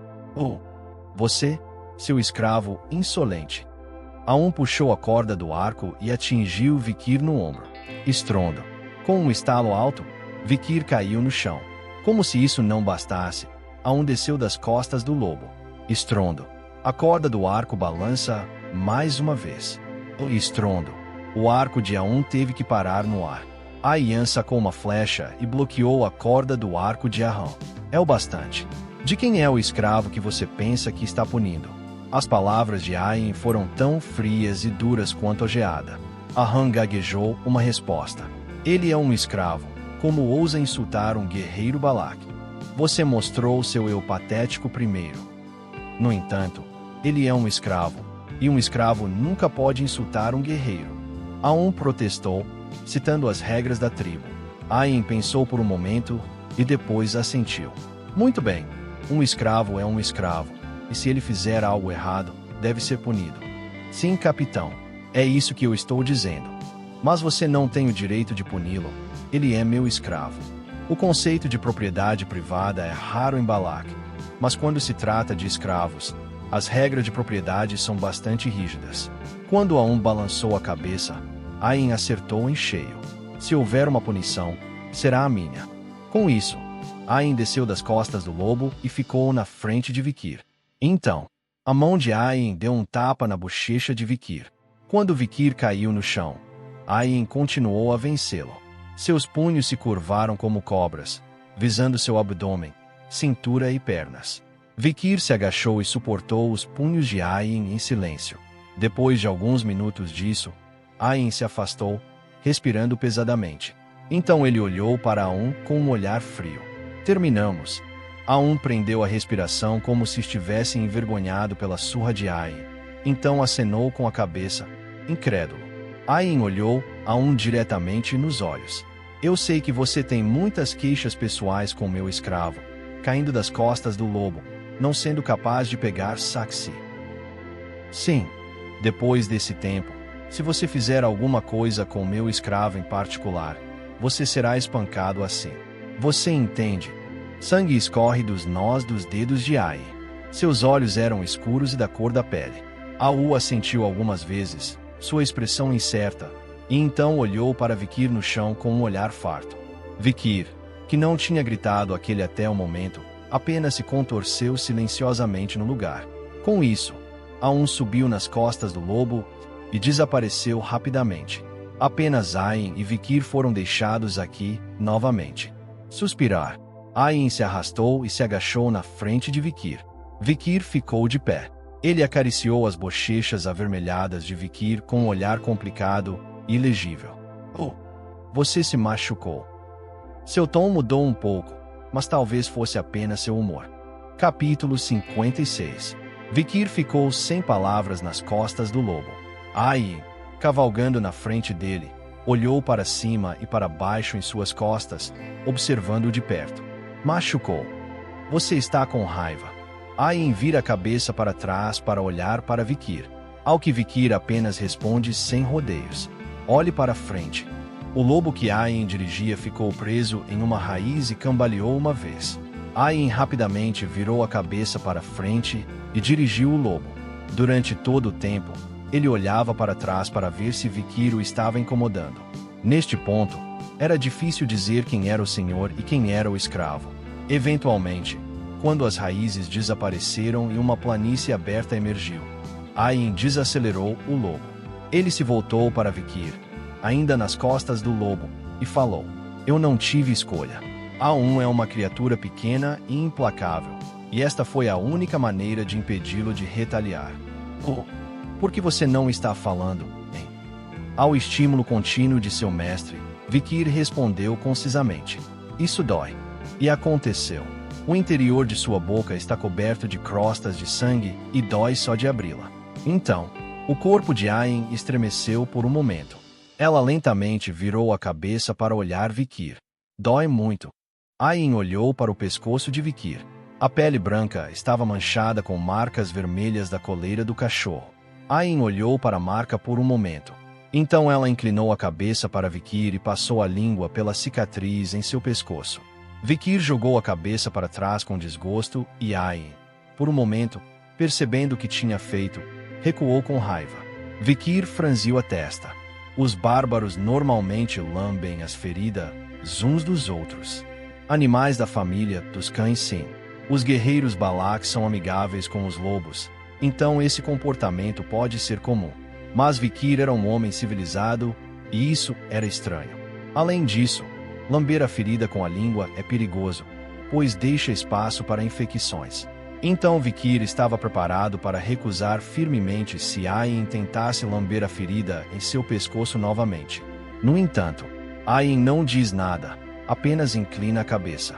Por alguma razão, as pontas de suas orelhas pontudas estavam coloridas de vermelho brilhante. Como todos os guerreiros Balak, Ayin era basicamente uma pessoa simples. Seu ânimo melhorou rapidamente quando Vikir voltou ao seu comportamento habitual, exceto por ser menos falante devido à sua doença. Agora com um humor melhor, Ayin ofereceu a Vikir um presente para se desculpar pelo tapa anterior. Existe alguma coisa que você queira de mim? Qualquer coisa que eu possa fazer por você que esteja ao meu alcance, apenas me diga uma coisa. Vikir não hesitou em responder. Ensine-me a atirar com o arco. Eu me perguntei se ele tinha outra coisa em mente. A resposta voltou um pouco abafada. Ayin pareceu um pouco desapontado com a resposta imediata de Vikir. Sim, arco é bom. Arco? Ayin murmurou por um momento, então um sorriso irônico apareceu nos cantos de sua boca. Bom, já que estamos caçando, vou te ensinar como atirar com o arco também. Você provavelmente é melhor com um arco do que com uma espada. Com isso, Ayin foi para trás de Vikir e o abraçou com força contra seu peito. O corpo de Ayin pressionou firmemente contra o seu, o peso distorcendo a coluna de Vikir. Vikir grunhiu de dor. Eu tenho que aprender, nesta posição. É melhor aprender tudo com o corpo. Você tem algum problema com isso? Foi difícil para Vikir, com seu corpo quebrado, resistir. Então, Ayin tirou um arco sobressalente e colocou-o na mão de Vikir. A sensação desconhecida em sua mão trouxe de volta memórias por um momento. Vikir era bastante proficiente com o arco, já que parte da educação dos jovens cães de Ironblood Baskerville era uma introdução ao arsenal. E os espadachins da Era da Destruição realmente sabiam como usar quase todas as outras armas até certo ponto, não apenas espadas. Vikir já dominava os fundamentos do tiro com arco. Um menor, por assim dizer, mas não o suficiente para sair e se exibir. Antes de sua regressão, ele era muito bom com o arco, mas não a ponto de poder usá-lo em combate. Na melhor das hipóteses, ele poderia derrubar pequenos animais que poderiam ser limpos e comidos imediatamente. Mas aqui em Balak, onde todas as pessoas são mestres na arte do tiro com arco, ele poderá alcançar novos patamares. É o desejo de derrubar o grande jogo. Ayin estava agarrado a Vikir desde o início, ensinando-lhe avidamente tiro com arco. Precisaremos da ajuda de um filhote de lobo para esta caçada. Ayin estava ansioso por esta caçada. Os 300 membros de Balak precisam de pelo menos 200 quilos de caça para sobreviver ao dia. Além do mais, o desempenho recente da caça dos guerreiros tem sido ruim e há muitas pessoas na tribo que estão morrendo de fome. Sua vida será mais fácil se você deixar sua marca aqui. Ao ouvir as palavras de Ayin, Vikir assentiu. Só então, o lobo de Ayin, Bakira, parou de correr de repente. Ele havia avistado sua presa. Ayin se abaixou e pegou um punhado de terra onde Bakira estava farejando. Uma mistura de serragem podre e folhas caídas, musgo e areia. O solo estava ligeiramente úmido e tinha um cheiro pungente e rançoso. Ayin disse com convicção: deve ser horrível. Vikir conhecia a criatura da qual Ayin falava. Urso de boi. Classificação de perigo: A. Tamanho: 5 metros. Encontrado em Ridge 7, Montanhas Vermelhas e Negras. Um urso muito grande com 2 chifres enormes. Um urso carnívoro, o predador terrestre mais forte e uma máquina de matar perfeita. É considerado o mais forte e o auge do ecossistema da 7ª Cordilheira das Montanhas Vermelhas e Negras. Tem poucos inimigos naturais além de sua própria espécie. O urso carrega 2 chifres de búfalo na cabeça. Todo o seu corpo é coberto por músculos grossos, gordura e pelos eriçados. Um monstro que encontrei muitas vezes durante meu treinamento dentro do clã. No entanto, aqueles que vagam por aqui agora devem possuir um nível diferente de força e força vital daqueles que foram capturados nas jaulas dentro do clã, esperando para serem mortos. Este deve ser o território deles daqui em diante.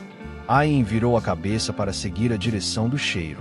Os ursos-boi borrifaram deliberadamente sua urina venenosa para desencorajar as presas e alertar os rivais.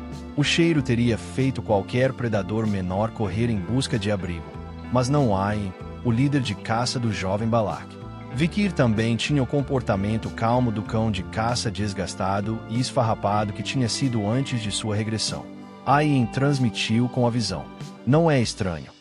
Na verdade, é bom ver que você tem coragem para um garoto do Império. Um urso-boi é uma ameaça até mesmo para os caçadores Balak mais experientes. Ain parecia gostar ainda mais do comportamento de Vikir. Logo, Ain e Vikir estavam de frente para o vento, rastreando o cheiro. Ain perseguiu sua presa com instintos animais. Às vezes ele conseguia sentir o cheiro melhor do que Vakira, o lobo. Vikir também era habilidoso em rastrear, mas apenas quando se tratava de fuga de humanos. Boa chance. Vikir olhou por cima do ombro para as habilidades de rastreamento de demônios de Ain. Então, não demorou muito para que avistassem o alvo no topo de uma encosta ondulada ladeada por arbustos altos e baixos. Vejo um grande urso-boi abrindo caminho pela vegetação rasteira. 2 chifres ferozmente curvados, quentes muito mais grossos e densos do que eu conheci jamais, carne e músculos unidos em uma massa emocionante. O urso-boi, que parecia ser muito velho, tinha cerca de 8 metros de altura, maior do que qualquer urso-boi que Vikir tinha visto antes de sua regressão. Isso é o suficiente para aumentar minha classificação de risco. Quando Vikir murmurou isso, ele terminou de falar. É difícil enfrentar uma criatura desse tamanho. Teria sido melhor recuar agora e passar para outras presas. Mas Ain não recuou. Vamos atrás disso. Ela se agarrou ao lado de Vikir. Vikir superou a leve dor. Uma fera desse tamanho será difícil de lidar. Aparentemente, ele é extraordinariamente forte para um urso-boi. Enganar. Quem disse que iríamos pegá-lo? Vikir pareceu intrigado com o comentário de Ain. Ela respondeu com um sorriso. Se há uma porca-ursa, não faltam touros. Olha, antes que ela pudesse terminar, uma resposta veio de trás do matagal. Outro urso-boi se mudou do urso-boi original. Aparentemente, o urso gigante que Vikir e Ain avistaram pela primeira vez era uma fêmea. O novo urso macho era relativamente pequeno. Tinha um pouco mais de 4 metros de altura, na melhor das hipóteses, e devia pesar quase o dobro. Ela poderia estar no cio. À medida que ela move seu corpo enorme, o urso-boi macho se aproxima furtivamente dela e fareja seu pelo. Então ele começa a acariciar seu peito e costas. Ok, essa é a verdadeira presa. Ain transmitiu e pressionou o peito e as costas de Vikir contra o arbusto. Vikir comentou o cuidado dos ursos machos e fêmea, se sentiu a força do aperto de Ain em seus braços. Escondido nos arbustos, o corpo de Ain pressionou-se mais perto do de Vikir. O hálito úmido e quente roçou o lóbulo de sua orelha, esmagando-o. A pele de cada centímetro de seu corpo, tonificada e macia, pressionada contra as costas de Vikir. As batidas do coração dela contra as costas dele deixam-o tenso como um arqueiro. Naturalmente, Vikir só pode ter um pensamento. Isso é muito pesado. Capítulo 57. Ele cuspiu uma vez no chão e cruzou os braços com uma expressão confiante. Na frente dele agora havia um grande javali morto. À primeira vista, parecia pesar mais de 300 quilos. Os guerreiros Balak se reuniram em torno de Aun e elogiaram seu feito de comum acordo. Uau! Um pedaço de carne desse tamanho alimentaria toda a tribo. Eu só peguei 3 lebres. O javali de Aun deve ser o melhor da caça. Os guerreiros falaram, cada um oferecendo sua captura. O javali de Aun era o maior do grupo até agora. Uma caçada desse porte, com a participação de quase todos os membros da tribo, era um jogo e uma competição em si. E dentro da aldeia, além do chefe, a maior autoridade vai para o caçador que traz a maior e mais feroz presa. Aum encolheu os ombros. Mesmo o capitão Ain não seria capaz de matar algo maior que isso. Então você será o líder da caça de agora em diante.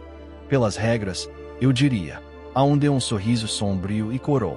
Mas o homem de quem ele deveria estar se gabando ainda não havia retornado à cidade. Apenas Ain, o líder caçador do jovem Balak, não regressou. Aum acenou com a mão como se não houvesse mais nada para ver. Mesmo um capitão não consegue caçar sozinho. Eu não acho que ele será capaz de pegar algo maior que isso. Mas o capitão não foi sozinho. Ele levou um escravo com ele. Qual é o nome dele? Seu idiota, como isso vai ajudar quando ele não consegue nem andar sozinho? Aum gritou com seu outro amigo. Seu rosto caiu ao se lembrar da humilhação que havia sofrido antes da caçada. Aum bateu com o punho no peito, como se quisesse enfatizar seu ponto de vista. Te vejo mais tarde. Você não vai pegar um único coelho. Aquele escravo bastardo vai agarrar você pelos tornozelos. Os jovens guerreiros de Balak ficaram boquiabertos, balançando a cabeça diante das palavras de Aum. Se ele estava certo ou errado, não importava. Em qualquer caso, o homem que trouxe a grande pescaria tinha a última palavra. Enquanto isso, atirar. Uma grande cachoeira desce em cascata até um desfiladeiro. Abaixo havia uma rocha pontiaguda e bem abaixo havia uma vasta extensão de areia branca. A água do vale era cristalina. Se não fosse pela espuma e pelo som da água, você nem saberia que havia água ali. Várias carpas gordas nadaram até as cataratas. Incapazes de superar as águas turbulentas, eles mergulham, empalando-se nas rochas irregulares abaixo. Ain e Vikir se esconderam nos arbustos perto da cachoeira e observaram o desenrolar da cena. Oh, está chegando. Ain disse baixinho. Com certeza, a grande fêmea de urso-boi que eles avistaram pela primeira vez se aproximou da foz da cachoeira. Chifres grossos com inúmeras cicatrizes, pele grossa e músculos densos até as guelras. Este não é um urso de boi comum. Ele é o produto de uma linhagem superior, que sobreviveu por inúmeras gerações. Ele nem se preocupa em caçar, simplesmente puxa peixes das rochas pontiagudas e os devora com uma única mordida. Ele não bebe a água, só o peixe. As águas do rio são salgadas e muito do que se acumula nos bancos de areia branca é sal, o que não combina com o gosto de frescor do urso do boi. É aqui que o rio encontra o mar, por isso temos um rio salgado. Vikir assentiu com as palavras de Ain. Agora que ele pensou sobre isso, os lagostis que rastejavam no riacho rio abaixo eram extraordinariamente grandes. Eram lagostas, não lagostis de água doce.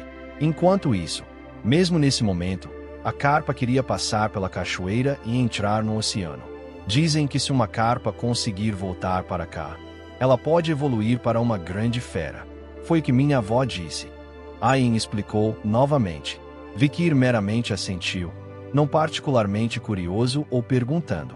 Independentemente de a lenda que ela contou ser verdadeira ou não, as carpas, algumas tão grandes quanto seu antebraço, ainda estão subindo as cataratas, e a maioria delas não consegue subir e cai até o fundo. Alguns sortudos, mesmo que não consigam escalar as cataratas, conseguem pousar na superfície da água ou em terreno próximo à água enquanto caem e voltam para a água. Mas a maioria dos azarados simplesmente ser empalado nas pedras afiadas, tropeçar e morrer. Ioxiar é inteligente o suficiente para escolher apenas aquelas carpas, se comê-las. Era como se ele não precisasse mover o corpo para caçar. Talvez seja porque este lugar é tão famoso pela caça. Além da fêmea, vários outros ursos começaram a se aproximar. Eles observam a primeira fêmea e depois se acomodam na foz do riacho para se alimentar das carpas. Não havia pedras rio abaixo, então não havia carpas presas nas pedras, então eles tiveram que usar seus corpos para caçar. A gigante ursa-boi vira a cabeça e olha para seus pobres concorrentes com uma expressão patética. Foi uma mistura de desprezo e superioridade. Ain olhou para o urso com uma expressão determinada. Ele rosnava baixinho para alertar outros predadores que pudessem se aproximar, mas era excepcionalmente tolerante com os menores e mais jovens membros de sua espécie. Vários ursos-boi do tamanho de cachorrinhos se aproximam destemidamente e mordem a cabeça da carpa antes de fugir. A ursa-boi olha para os pequeninos, que ela não reconhece, e os ignora. Foi a primeira vez que Vikir viu um filhote de urso, e ele ficou um tanto intrigado. Ayin rapidamente percebeu o objeto da atenção de Vikir e falou: "É a primeira vez que você vê um filhote de urso de boi." "Eu tenho. Eles são muito menores do que eu pensava. Os filhotes de urso recém-nascidos são ainda menores. Eles são apenas ratos.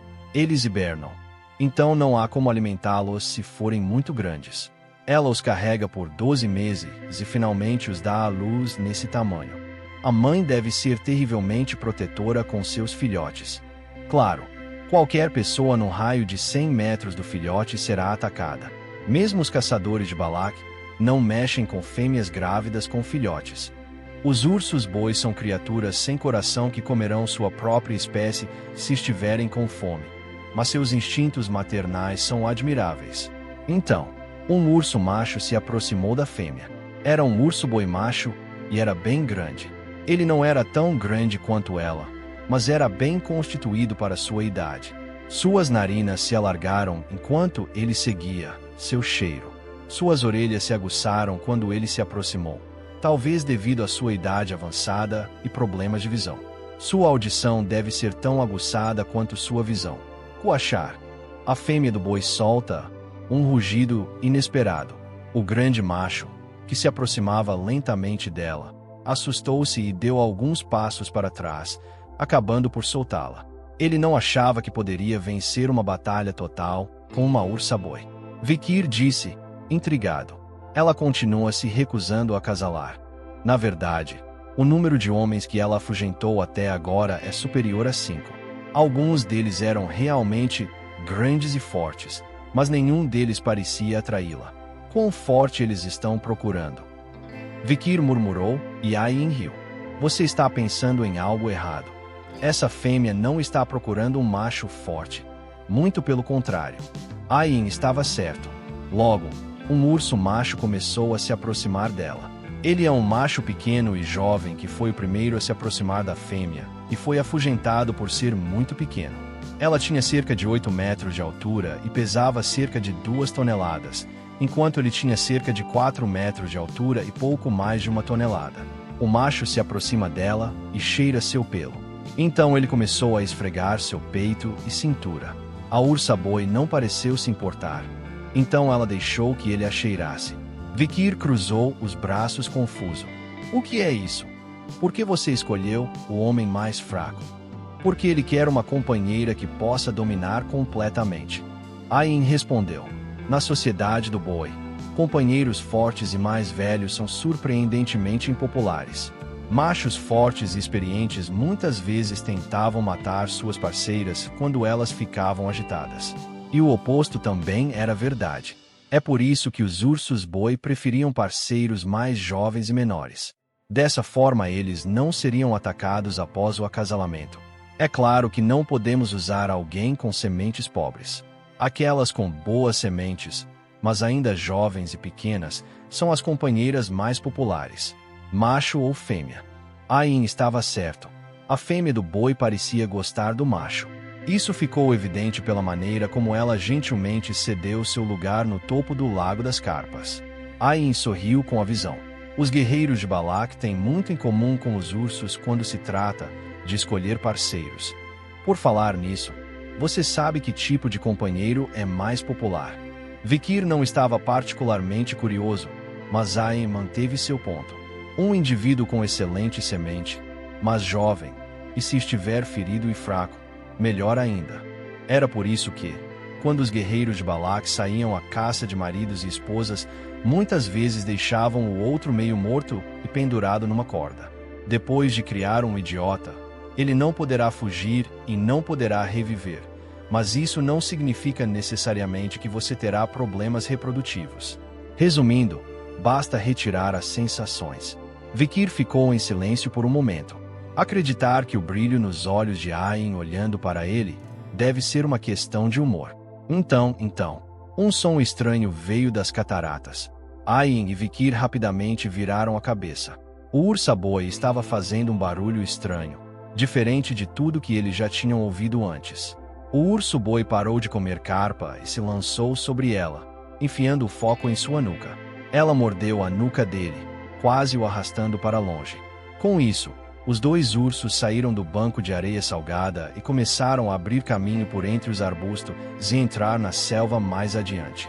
Ayin incentivou Vikir a ir junto. Nós devemos ir. O olhar de Ayin, que estava fixo na fêmea, agora mudou para o macho. Ayin olhou para Vikir com um sorriso divertido. Esse homem está prestes a perder muita força. Então, Ayin pega seu arco e flechas e Vikir concorda com a cabeça. Logo seria a hora de caçar. Capítulo 58. Quando há porcas, não faltam touros. Vikir entendeu agora por que Ayin disse isso. Vikir e Ayin estão atualmente escondidos em frente a uma toca nas profundezas da selva. A toca que eles estão observando de perto contém uma grande fêmea de urso-boi e um pequeno urso-boi macho. Os dois ursos-boi estão acasalando sem parar há 3 dias. A força e o desejo da fêmea eram imensos.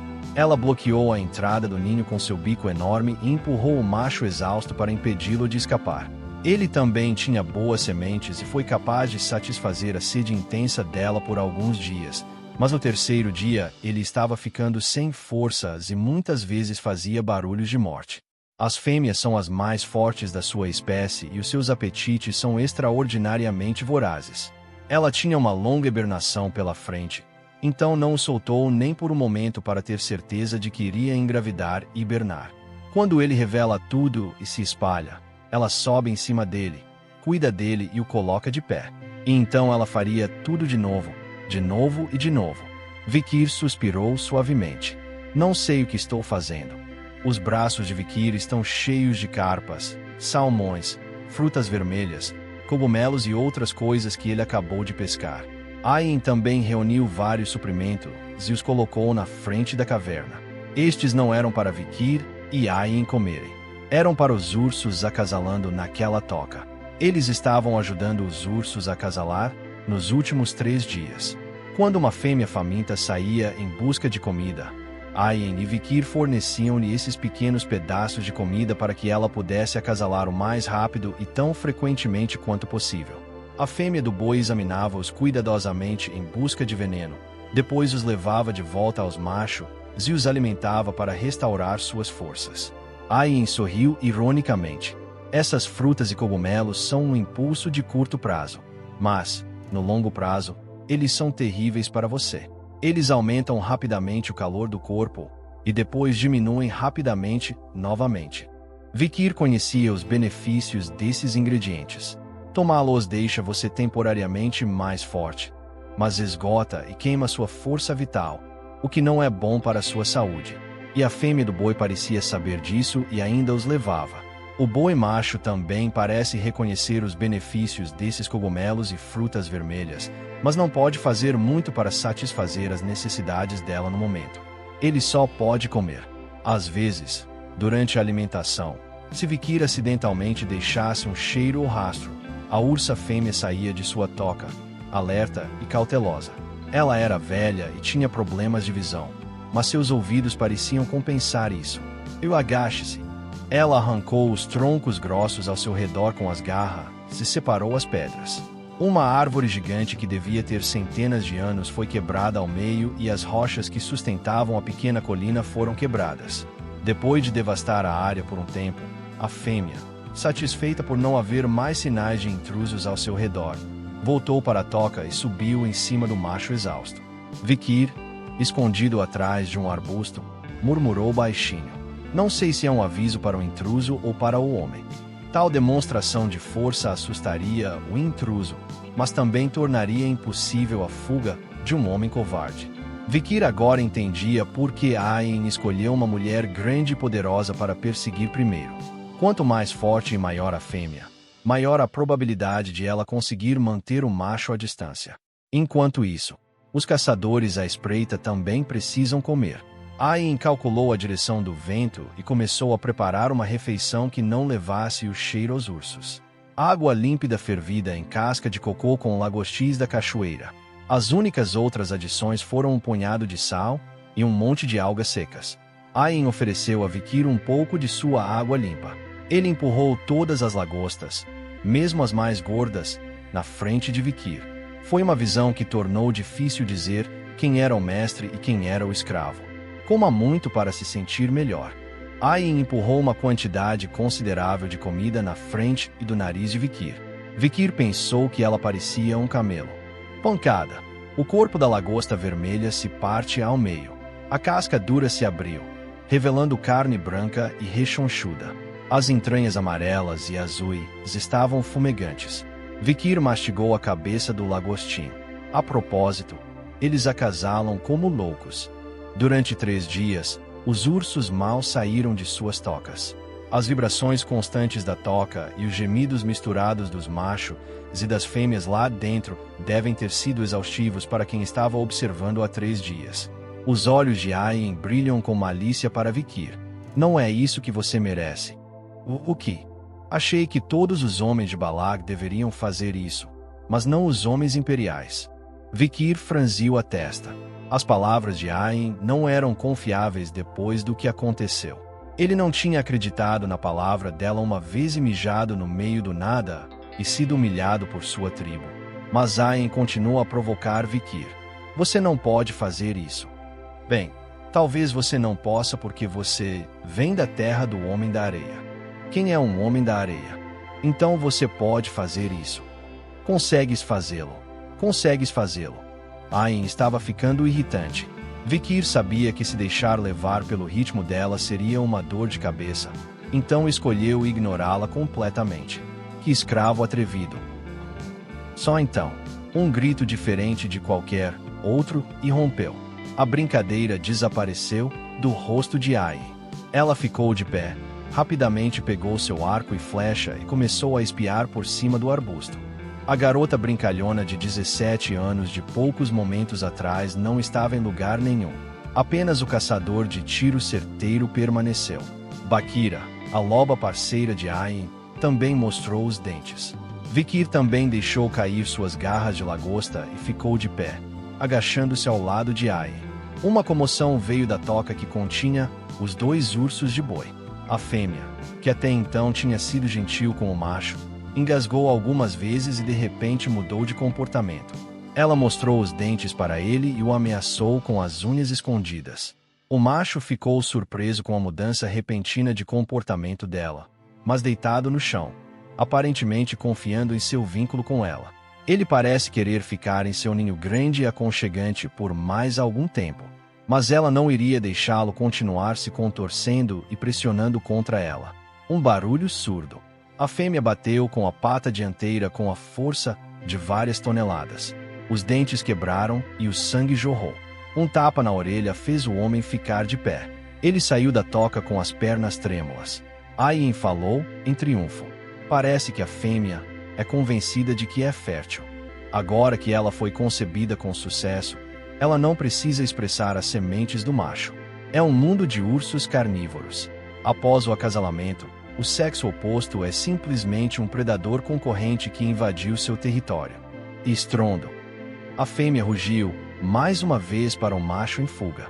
O homem está confuso e lutando por sua vida. O macho foge do covil da fêmea, atordoada. Para evitar ser comido, ele teve que fugir o mais rápido que pôde enquanto ela não estava de mau humor. Suas pernas tremem e seus movimentos são arrastados e escorregadios. Seu pelo estava emaranhado e havia perdido muito brilho. Seu nariz e olhos estavam secos, e toda a gordura que antes havia sido rechonchuda em suas costas, barriga, flancos e coxas havia sido queimada. Suas bochechas já estavam visivelmente inchadas por causa do tapa que acabou de receber. E ao ver tal urso macho, os olhos de Ain, o caçador de Balak, brilharam. Siga-me, escrava. Ain, um criador de bois. E Vikir, um escravo de sua amante. Este foi o início da verdadeira caçada. Capítulo 59. Ain e Vikir rastrearam o macho urso-boi com cautela. Era óbvio que seus nervos estavam tão aguçados quanto seu corpo estava enfraquecido.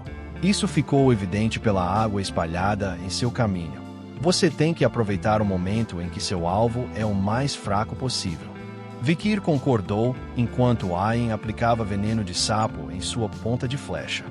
Quando o inimigo é mais frágil, é quando estão dormindo, principalmente depois de várias cópulas vigorosas. Ain olhou para as fezes de urso no chão e concordou. A julgar pela relevância e consistência, ele está em péssimo estado. Ele provavelmente dormirá profundamente esta noite. Claro que vai. Ele não dormiu nada nos últimos 3 dias e está sem energia. Ele provavelmente irá se retirar para um canto escuro e profundo, onde normalmente não vai. Ain estava certo.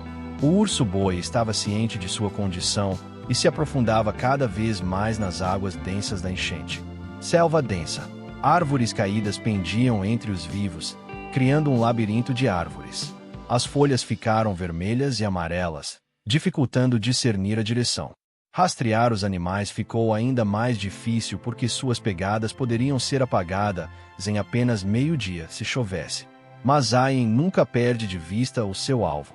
A forma como os galhos se curvam, a forma como a grama é pisoteada, a profundidade do solo, o chilrear dos gafanhotos ao seu redor. Para um caçador experiente, tudo isso são sinais. Onde um urso-boi passou, você não ouvirá um rato ou inserido por um tempo. Como se concorda, o lobo Bakira solta um uivo baixo. Bakira estava rastreando um cheiro anterior. O leve cheiro de frutas com cheiro doce. Um leve cheiro que o nariz humano não conseguia detectar. As frutas perfumadas foram enfiadas nos estômagos de carpas e salmões pelos Ain e jogadas para Oxiar como alimento.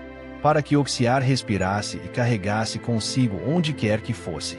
Enquanto isso, Vikir explicou o hábil rastreamento de Ain do início ao fim. Algumas partes ele não sabia, algumas partes ele sabia. O que ele sabia, ele revisaria. O que ele não sabia, ele aprenderia. Então, no alto das árvores, Ain olhou para a floresta no sopé da colina e esticou um dedo. Com certeza, lá estava ele, um urso macho cambaleando. Ele provavelmente poderia pegá-lo se atacar agora, mas mesmo assim foi cauteloso. Bem, vamos adiar a caçada por um tempo. Por que é que? Vikir perguntou, e Ain grunhiu e franziu a testa. Aquele urso-boi cruzou as fronteiras do pântano. Existem criaturas assustadoras que vivem nos pântanos, então não podemos entrar lá. Criaturas assustadoras. Vikir estava prestes a perguntar o que era. Oi, amigo. As 2 palmas de Ain voaram e deram um tapa em ambas as bochechas de Vikir. As bochechas ficaram vermelhas em um instante. Enquanto Vikir ficou atordoado, Ain deixou escapar. Esta é a criatura. Ain estendeu a palma da mão na frente de Vikir. No centro da palma da mão havia um mosquito morto. Bakira, o lobo, rosnou baixinho e deu uma patada no cadáver do mosquito em advertência. Ain avisou com uma expressão séria. Existem 3 tipos de mosquitos naquele pântano. Um deles é um mosquito sugador de sangue. Estes não são muito ameaçadores. Mas, mosquitos sugadores de ossos e mosquitos sugadores de carne. Você tem que ter cuidado. Isto era algo que Vikir também sabia. De todos os mosquitos nas águas das montanhas vermelha e negra, os sugadores de ossos eram os mais perigosos. Eles atacam qualquer coisa que se mova, transformando o corpo de uma criatura viva em uma bolsa de couro cheia de sangue e vísceras em um instante. Na verdade, Vikir já tinha visto o que os mosquitos sugadores de ossos fizeram com um colega algumas vezes antes, então ele entendeu a gravidade da situação de Ain. Mas há uma coisa que ele não entende. Mas, por que você não tira a mão da bochecha? A outra mão de Ain ainda estava na bochecha de Vikir. Ain estremeceu ligeiramente com a pergunta de Vikir, mas depois respondeu de maneira brusca. Eu tenho que tirar isso. Ain agora beliscava abertamente a bochecha de Vikir. Vikir franziu a testa. O que você está fazendo? Ora, eu sou o mestre. Você tem algum problema comigo tocando o meu? A boca de Vikir estava entreaberta em descrença. Mas seria inútil rebelar-se contra Ain agora. Não quando ele estava tão doente. Você é tão macio.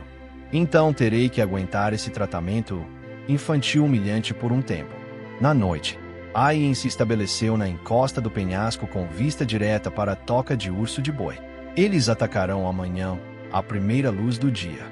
Oxiar é noturno. Então lutar com ele agora seria uma desvantagem.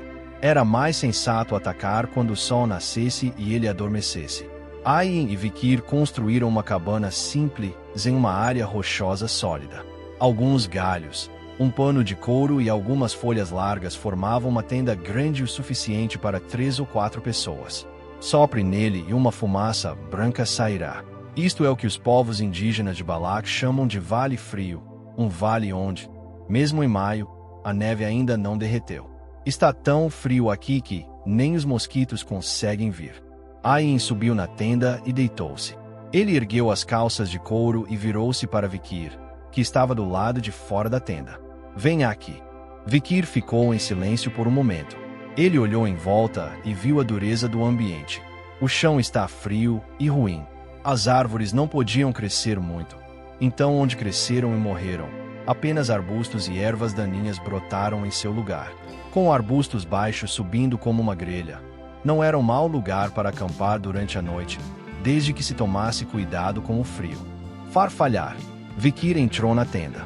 Ayin cavou um buraco raso no novo chão e empilhou folhas e espadas nele. Estalar. Um pequeno fogo floresceu. A luz da tenda aquecia o espaço confinado. Fiel ao seu nome, o vale ficava muito frio à noite. Seu rosto e braços estavam quentes diante do fogo, mas suas costas, cabeça, pernas e dedos dos pés ficaram imediatamente gelados. Além das brasas crepitantes, Vikir pensava em muitas coisas. Os amigos e companheiros que ele deixou para trás na era da destruição, todos aqueles rostos. Pessoas que ele poderia ver novamente sempre que quisesse, pessoas que ele nunca mais veria. Enquanto isso, no mar de neblina fora da tenda, árvores mortas, como ossos humanos, subiam e afundavam.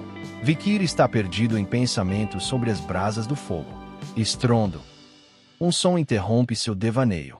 Ele se vira e encontra Ayin enterrado no pelo de Bakira, inalando alguma coisa. Era uma bebida forte, tão forte que só pelo cheiro era possível perceber sua força. Em uma bolsa de couro, Ayin fumou uma fatia larga de carne seca, coberta com gordura branca, e comeu como lanche noturno. Parecia pão com manteiga, mas o sabor e a contagem de calorias seriam muito diferentes.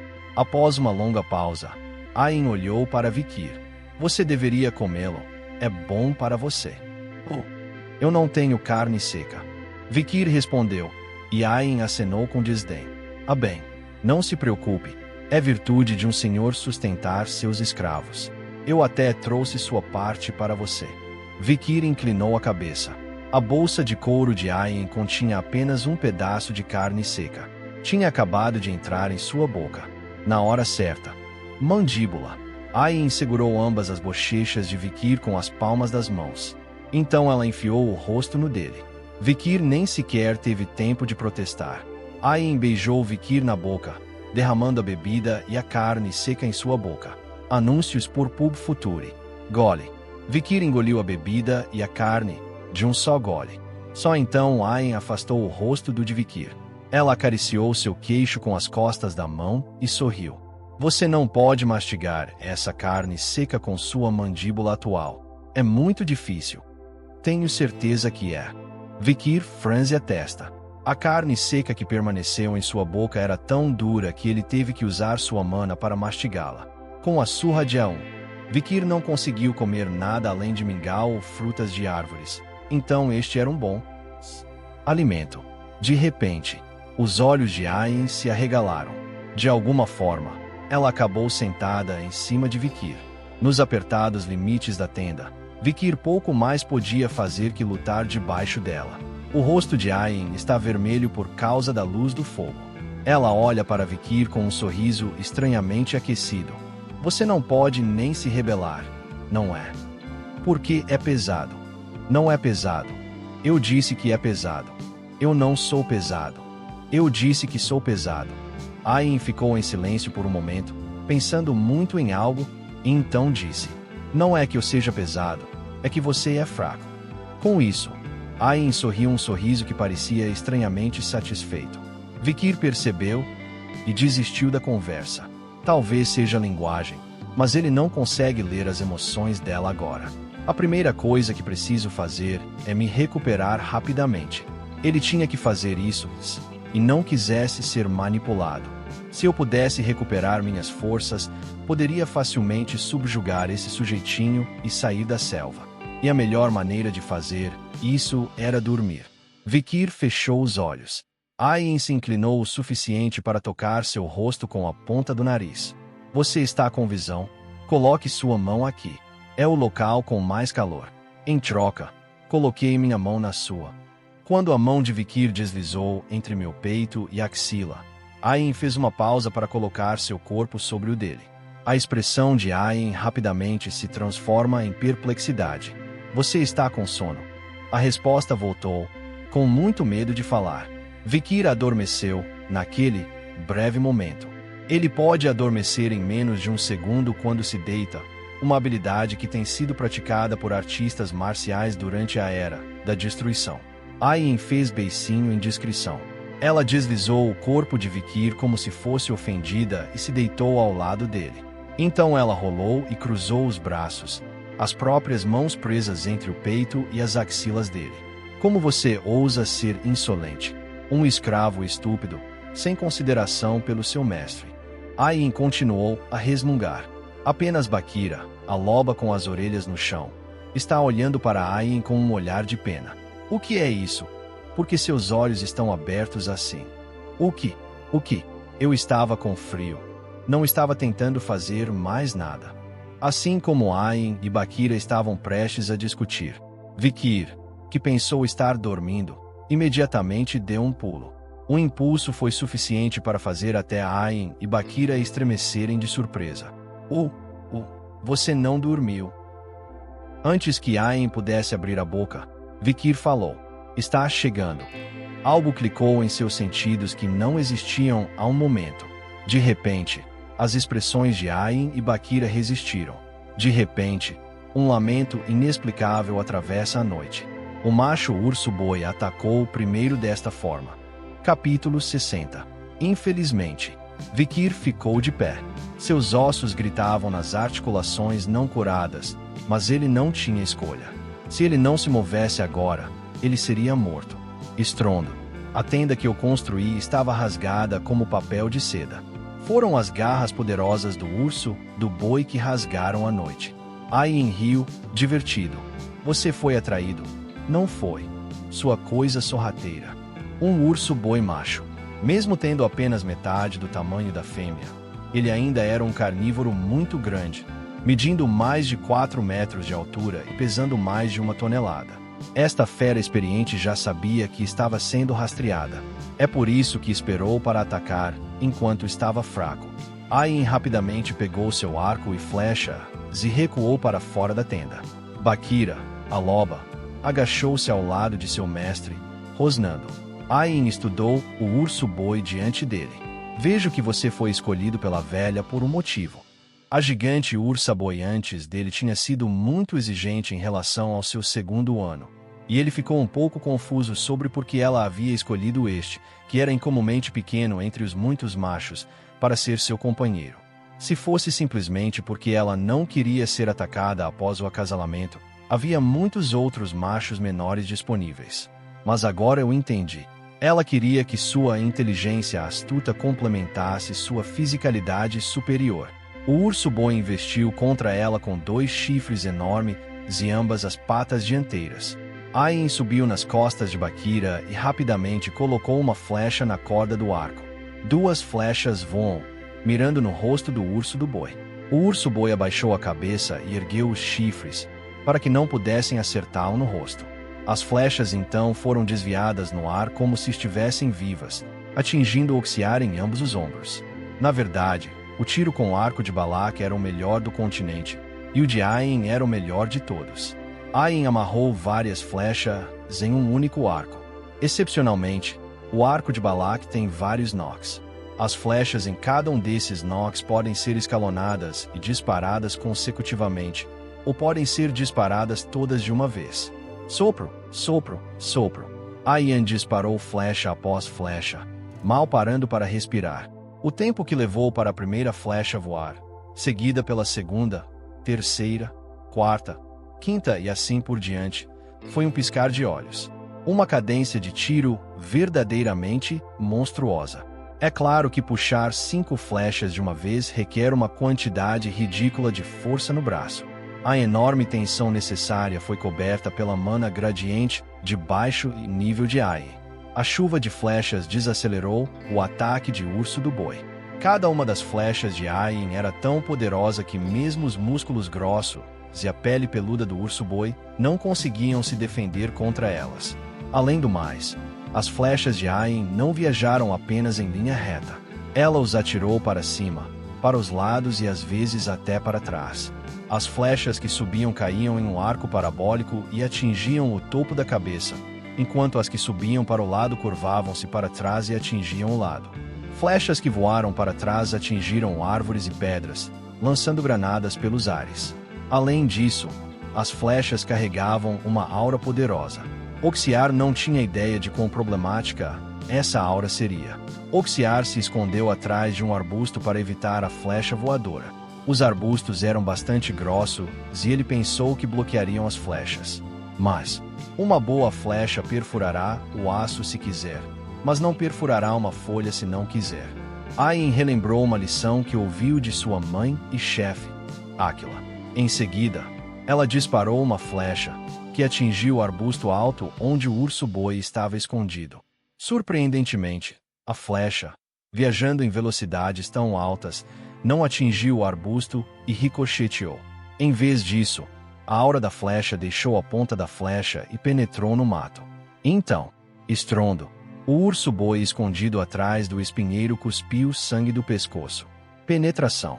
A energia intangível da ponta da flecha foi além da árvore estéril e penetrou no corpo do urso-boi atrás dela.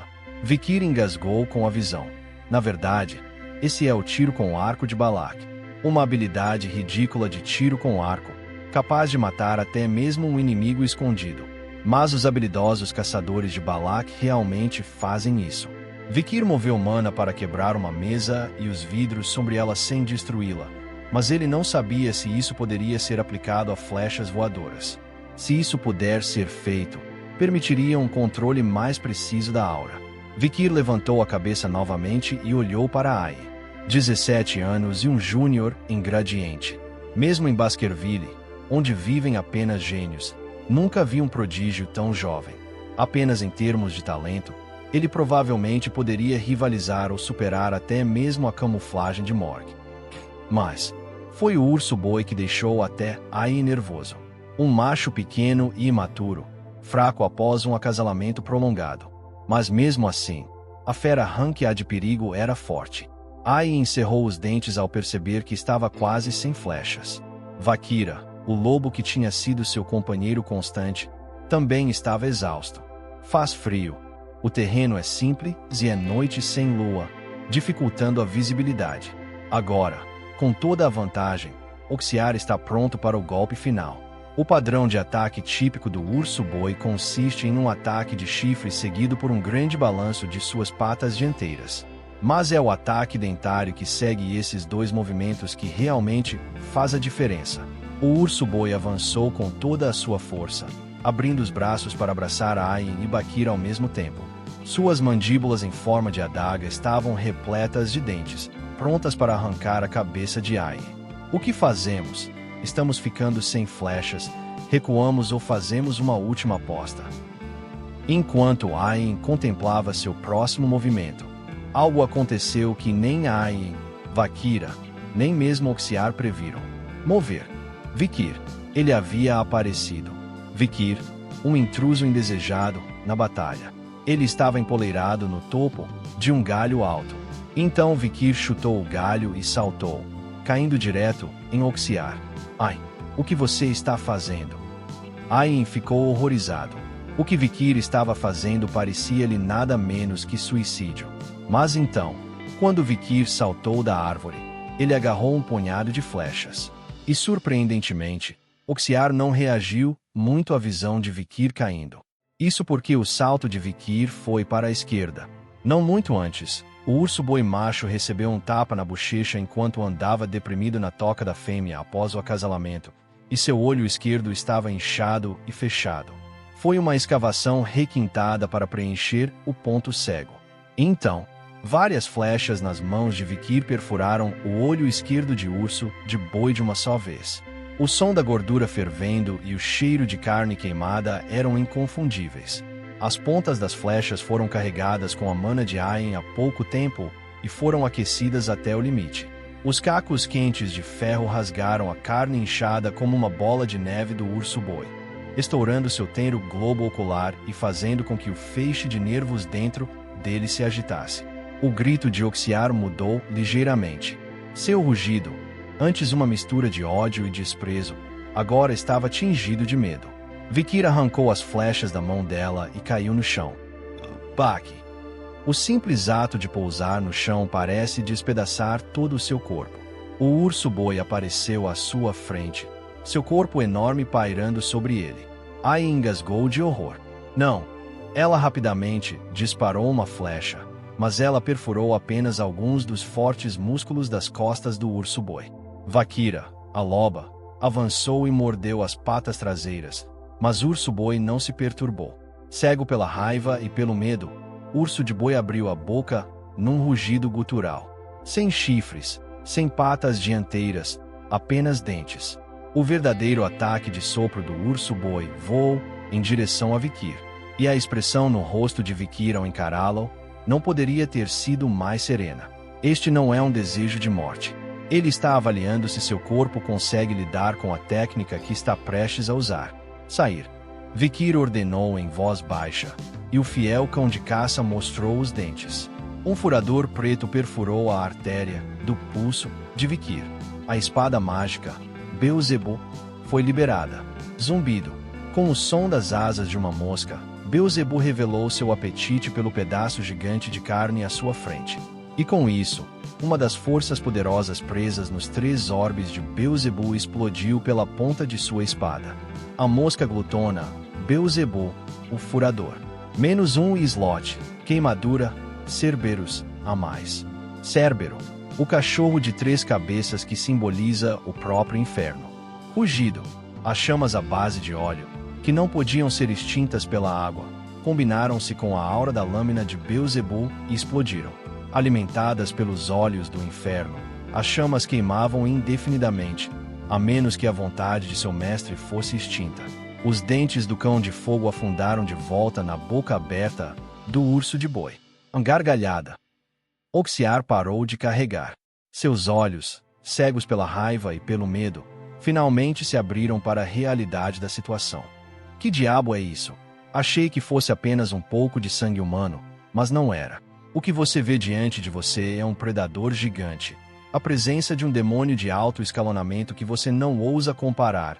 As presas de um monstro que pertence aos infernos mais profundos do submundo. Onde quer que você esteja emboscado, uma criatura que acabou de mostrar os dentes está sobre você, trazendo dor e terror indescritíveis. Quack! Um som curto e gutural. O furador que brotou do pulso de Vikir disparou e perfurou a boca do urso-boi. Primeiro, perfurou a língua ligeiramente, depois as gengivas, depois o palato e, finalmente, o cérebro no crânio. Para piorar a situação, a ponta do furador emitiu uma chama terrível. A dor mais profunda do mundo, dor ardente. Estava fervendo o cérebro dos crânios de Oxiar até ficar crocante. Oxiar soltou um grito quase terminal. O ataque de Vikir foi curto, mas intenso. O urso-boi ainda se agarrava à vida com sua resistência e poderes regenerativos característicos, mas isso era tudo. Não, isso não foi tudo. Nos últimos momentos de sua vida, Oxiar inclinou seu enorme corpo em direção a Vikir. Vikir se aposentou para se mover devido à dor que sentia por todo o corpo. Mesmo na morte, Oxiar pretendia usar seu corpo enorme para esmagar Vikir até a morte. Mas, pancada! Naquele momento, Ain jogou todo o corpo e agarrou Vikir. Bakira, a loba, pegou Ain e Vikir com suas costas fofas e deu um passo para trás. Você está bem? Os olhos de Ain se arregalaram, examinando todo o corpo de Vikir. Vikir concordou com dificuldade. Ao mesmo tempo, Bak, a cabeça do gigante, boi bateu no chão. As últimas palavras de um macho que, apenas momentos antes, estava acasalando freneticamente com uma fêmea no aconchegante confinamento de sua toca. Ele poderia ter imaginado tal fim? Na selva, onde saques, morte e amor se misturavam. Uma queda. Ayn deixou Vicky ir para um abraço.